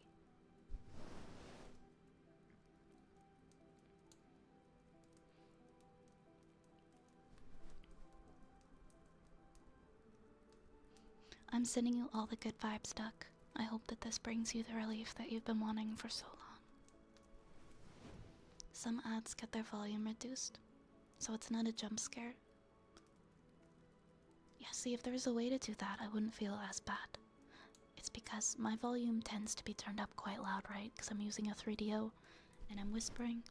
And because I want my mic to be able to pick up on like all the little things as most ASMR streamers do. And so that when an ad... So people will usually turn up their volume louder for ASMR streamers because a lot of them are so quiet. And then you get hit extra hard with the ads. Exactly, I took a no torso potion. That's what the wooden soup potion was. Give us the option for quiet ads. We are begging for them. We are begging for quiet ads. I don't know who needs to hear this, but please let us have the option for quiet ads only. Like, what about the ads that don't have any sound, but they pop up and they just kind of like, they're like an image on the screen? Like the stream gets a little bit smaller for about 30 seconds and there's just an image on the screen, things like that. That's totally fine, totally permissible. Anyways, I'm going to continue with the redeems. I'm so sorry. For the last week, like, I've been getting so behind on redeems. Like, so behind. I'm so sorry. I might start putting some things on, what's the word for it? I might be putting some things on cooldowns so that stuff can't get redeemed as quickly. Because I talk a lot. I've acknowledged that I talk a lot. That makes me get behind with triggers. Yeah, like banners. Silent banners would be great for ASMR content. But then, I mean, maybe they know that most people might be falling asleep and not looking at the banners.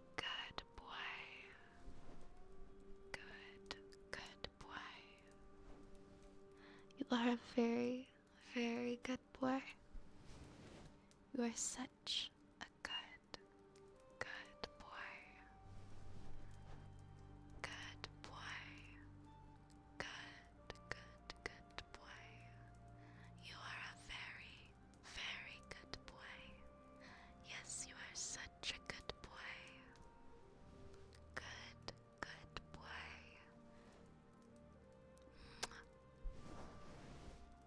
Thank you, thank you, thank you. Hi J6, thank you for the follow. And Pantaloon, thank you as well. Thank you for the follows, guys. Welcome on in. I hope you are all comfy and cozy and doing so well. Oh my gosh, Paxton. Paxton, if you are still here. Alright, this redeem is for Paxton. Paxton, go fuck yourself.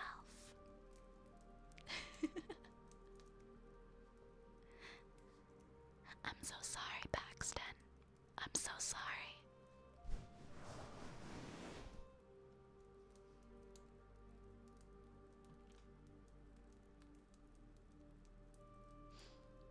Alright, next. What is summon lunch meat? It's a summon. It's a special summon. What did he do? Oh, Paxton redeemed it. It's a redeem. It's a channel point redeem. You can literally redeem me telling you that if you so desire. I would not just like tell somebody that for no reason. I mean, maybe if they were like terrible or something, but I don't think I would do that. It's only upon request.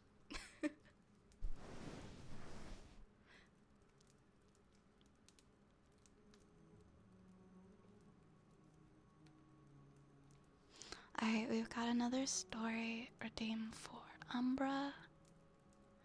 Well, technically, it's a paragraph.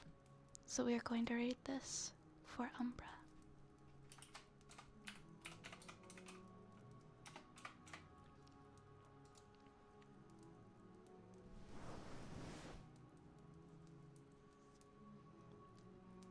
Three rings for the Elven Kings under the sky.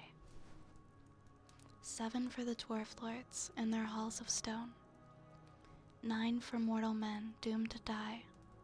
1 for the Dark Lord on his dark throne in the end of Mordor where the shadows lie. 1 ring to rule them all. 1 ring to find them. 1 ring to bring them all and in the darkness bind them. In the land of Mordor where the shadows lie. And that was for Umbra.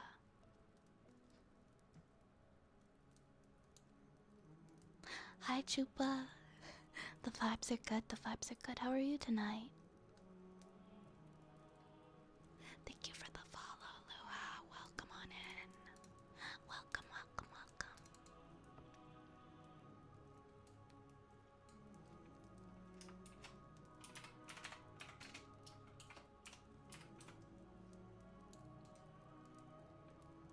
Alright, next we've got a wooden frog redeem. Oz, we're on your redeems now. We've got wooden frog and tuning forks for Oz. Sally, welcome to the stream. Welcome to the apothecary. Thank you for following. Mwah.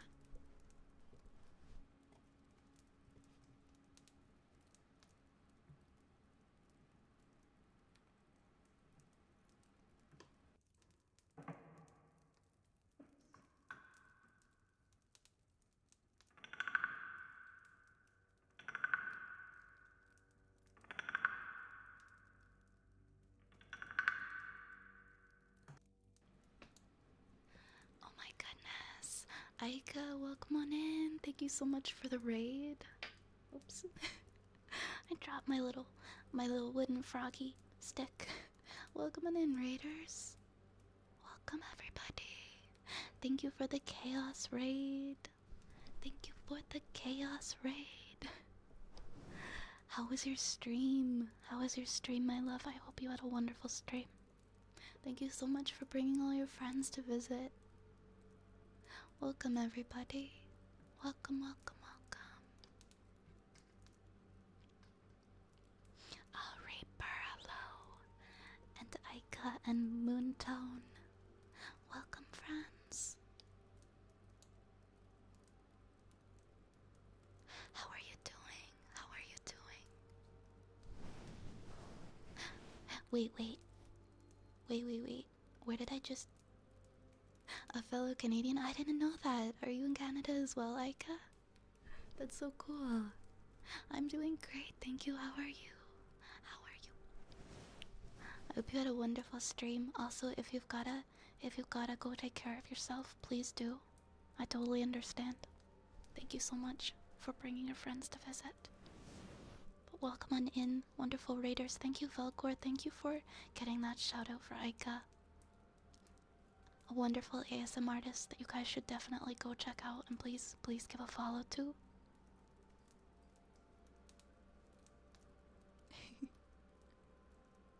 I'm glad to hear it. I'm good. I am good too, thank you.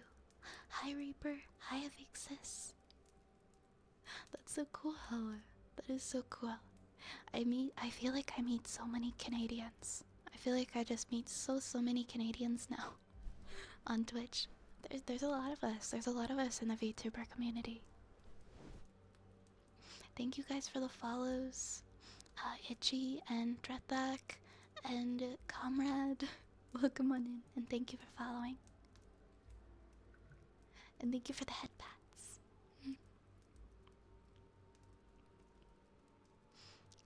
To everybody, all the lovely raiders who just joined, a brief intro on me. My name is Vi or Violet, and welcome to my apothecary, where we do ASMR almost every night of the week at 10 o'clock p.m. Eastern. We tell a lot of stories, we get super cozy, and we have a lot of rats here. So if that's your vibe and you like rats, come get cozy for some after hours chaos. But mostly comfy. Mostly comfy. A little bit of chaos. But thank you for trusting me with your community. They are super safe here. In all the comfiness and silliness. Root beer and benches of Pringles. Ignis, I know you so well because whenever you come in you talk about root beer. You got me with Pringles. Oh, does it have to be barbecue flavor? I'm sorry, I don't like barbecue Pringles. If you don't like rats, that's okay. As long as you respect the rats. As long as you respect the rats that exist. That is all I ask. I broke up with a girl because you didn't like her pet rat. Oh my goodness. You know what? Not everybody is a rat person. Not everybody is a rat person. I get that. You just don't cause any harm to rats, and you are okay in my book. Ray's loves root beer. Ray's just loves root beer, don't you, Ray's? Do you think there's enough time tonight for chapter 2? Potentially. But send me the link to chapter 2, okay? We will see once I get caught up on redeems and stuff. Thanks for remembering. It's any kind of chips. I just say flavors that might sound intriguing. I like, I do love Pringles. I do really love Pringles.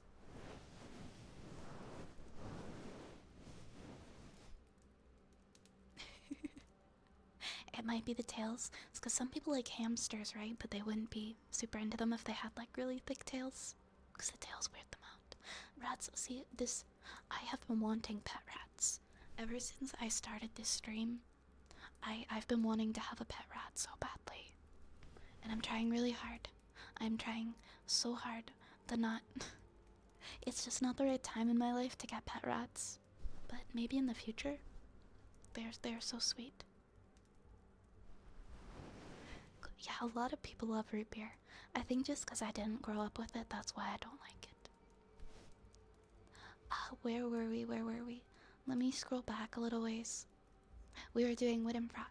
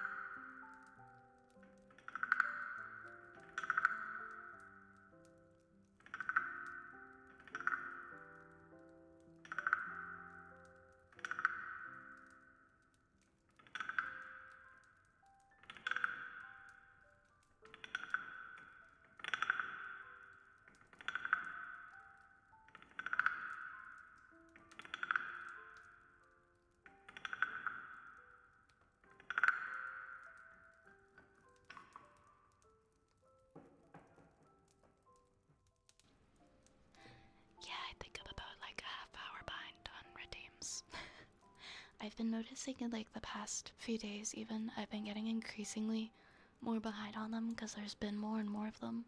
So I think starting next week, I might be putting like more cooldowns and stuff so that we don't get as behind in the future. Okay, I think we have tuning forks next. We have tuning forks. We've gotten to about a half hour ago now, so we're catching up.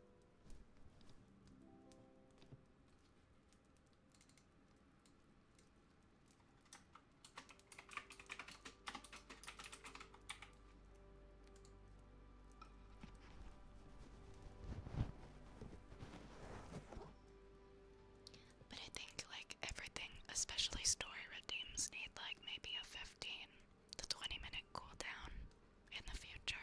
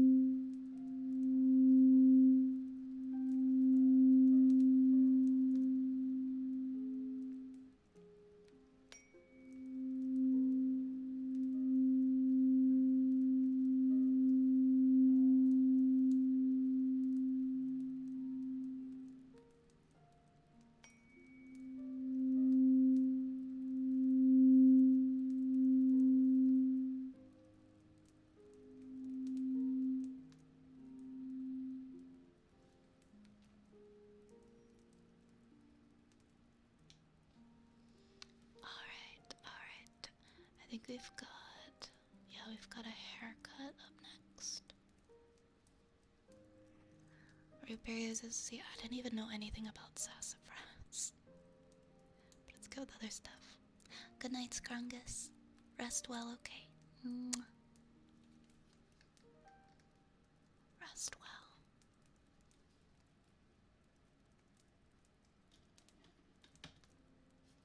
Alright, it is time for the haircut routine.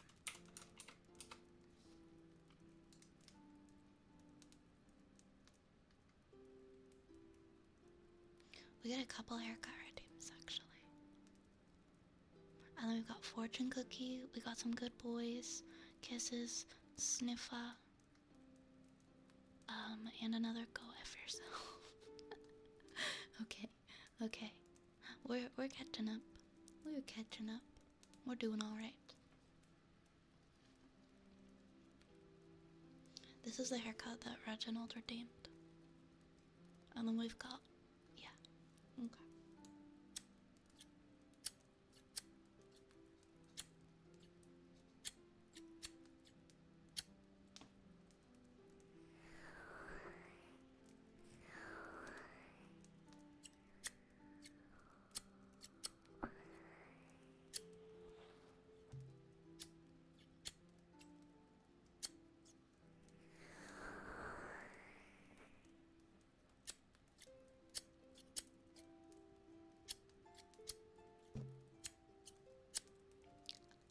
I hope it's okay if I give you a really funky haircut because I don't think that I'm capable of giving anything but funky haircuts.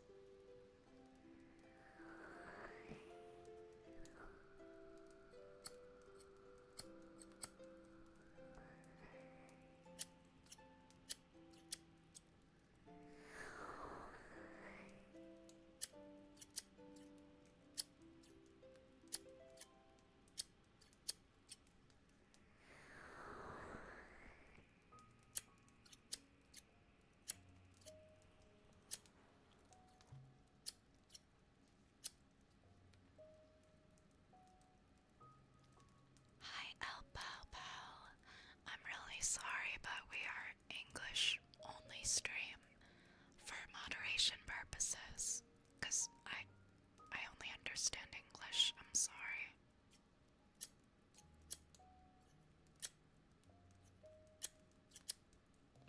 I know you said something about rats though.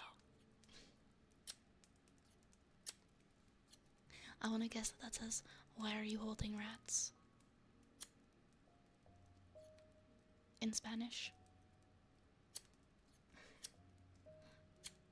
That is my guess. I don't speak Spanish. But I saw Porque, Ratitas, and Las Manos.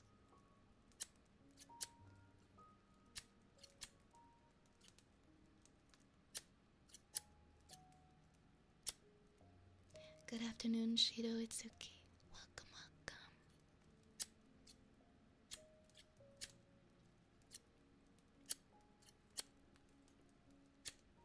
English and Canadian only.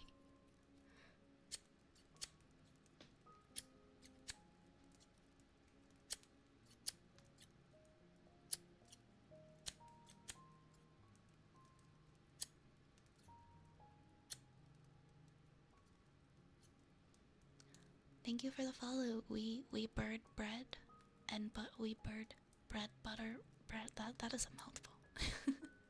Thank you for the follow. Welcome. Welcome to the apothecary.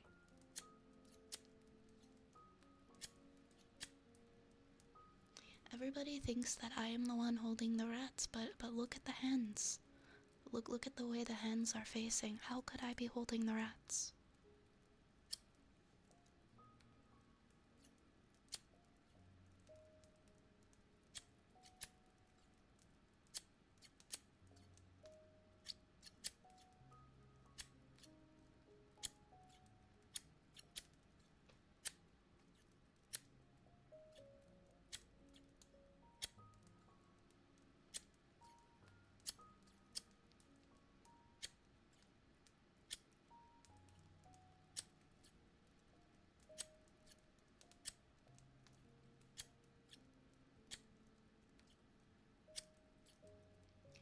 Hyper Helix, thank you for the follow. Welcome on in. Welcome, welcome, welcome.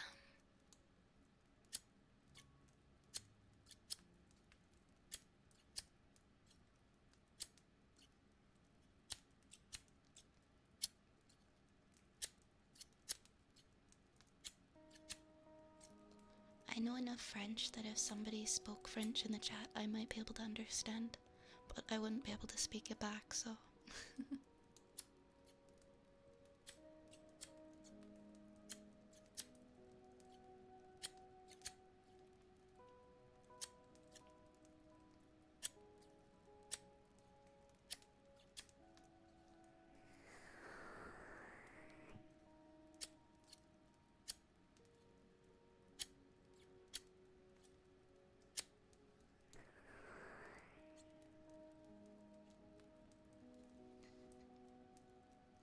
Alright, next we have A good boy, and then we have some more scissor sounds.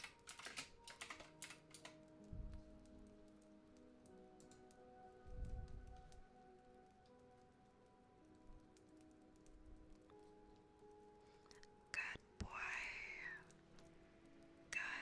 Good boy, Dark Zeus. You are such a good boy. You are a very, very good boy, Dark Zeus. good, good boy. You're a very, very good boy. Yes, you are. You are such a good boy. Yes, a very, very, very good boy. Yes, you are. Good boy. Good boy. You are a very, very good boy. You are such a good boy. A good boy. Such a good boy. Good boy. Good boy. You are a very, very good boy. Good boy. Thank you, thank you, thank you, thank you. Babylonians in your tower.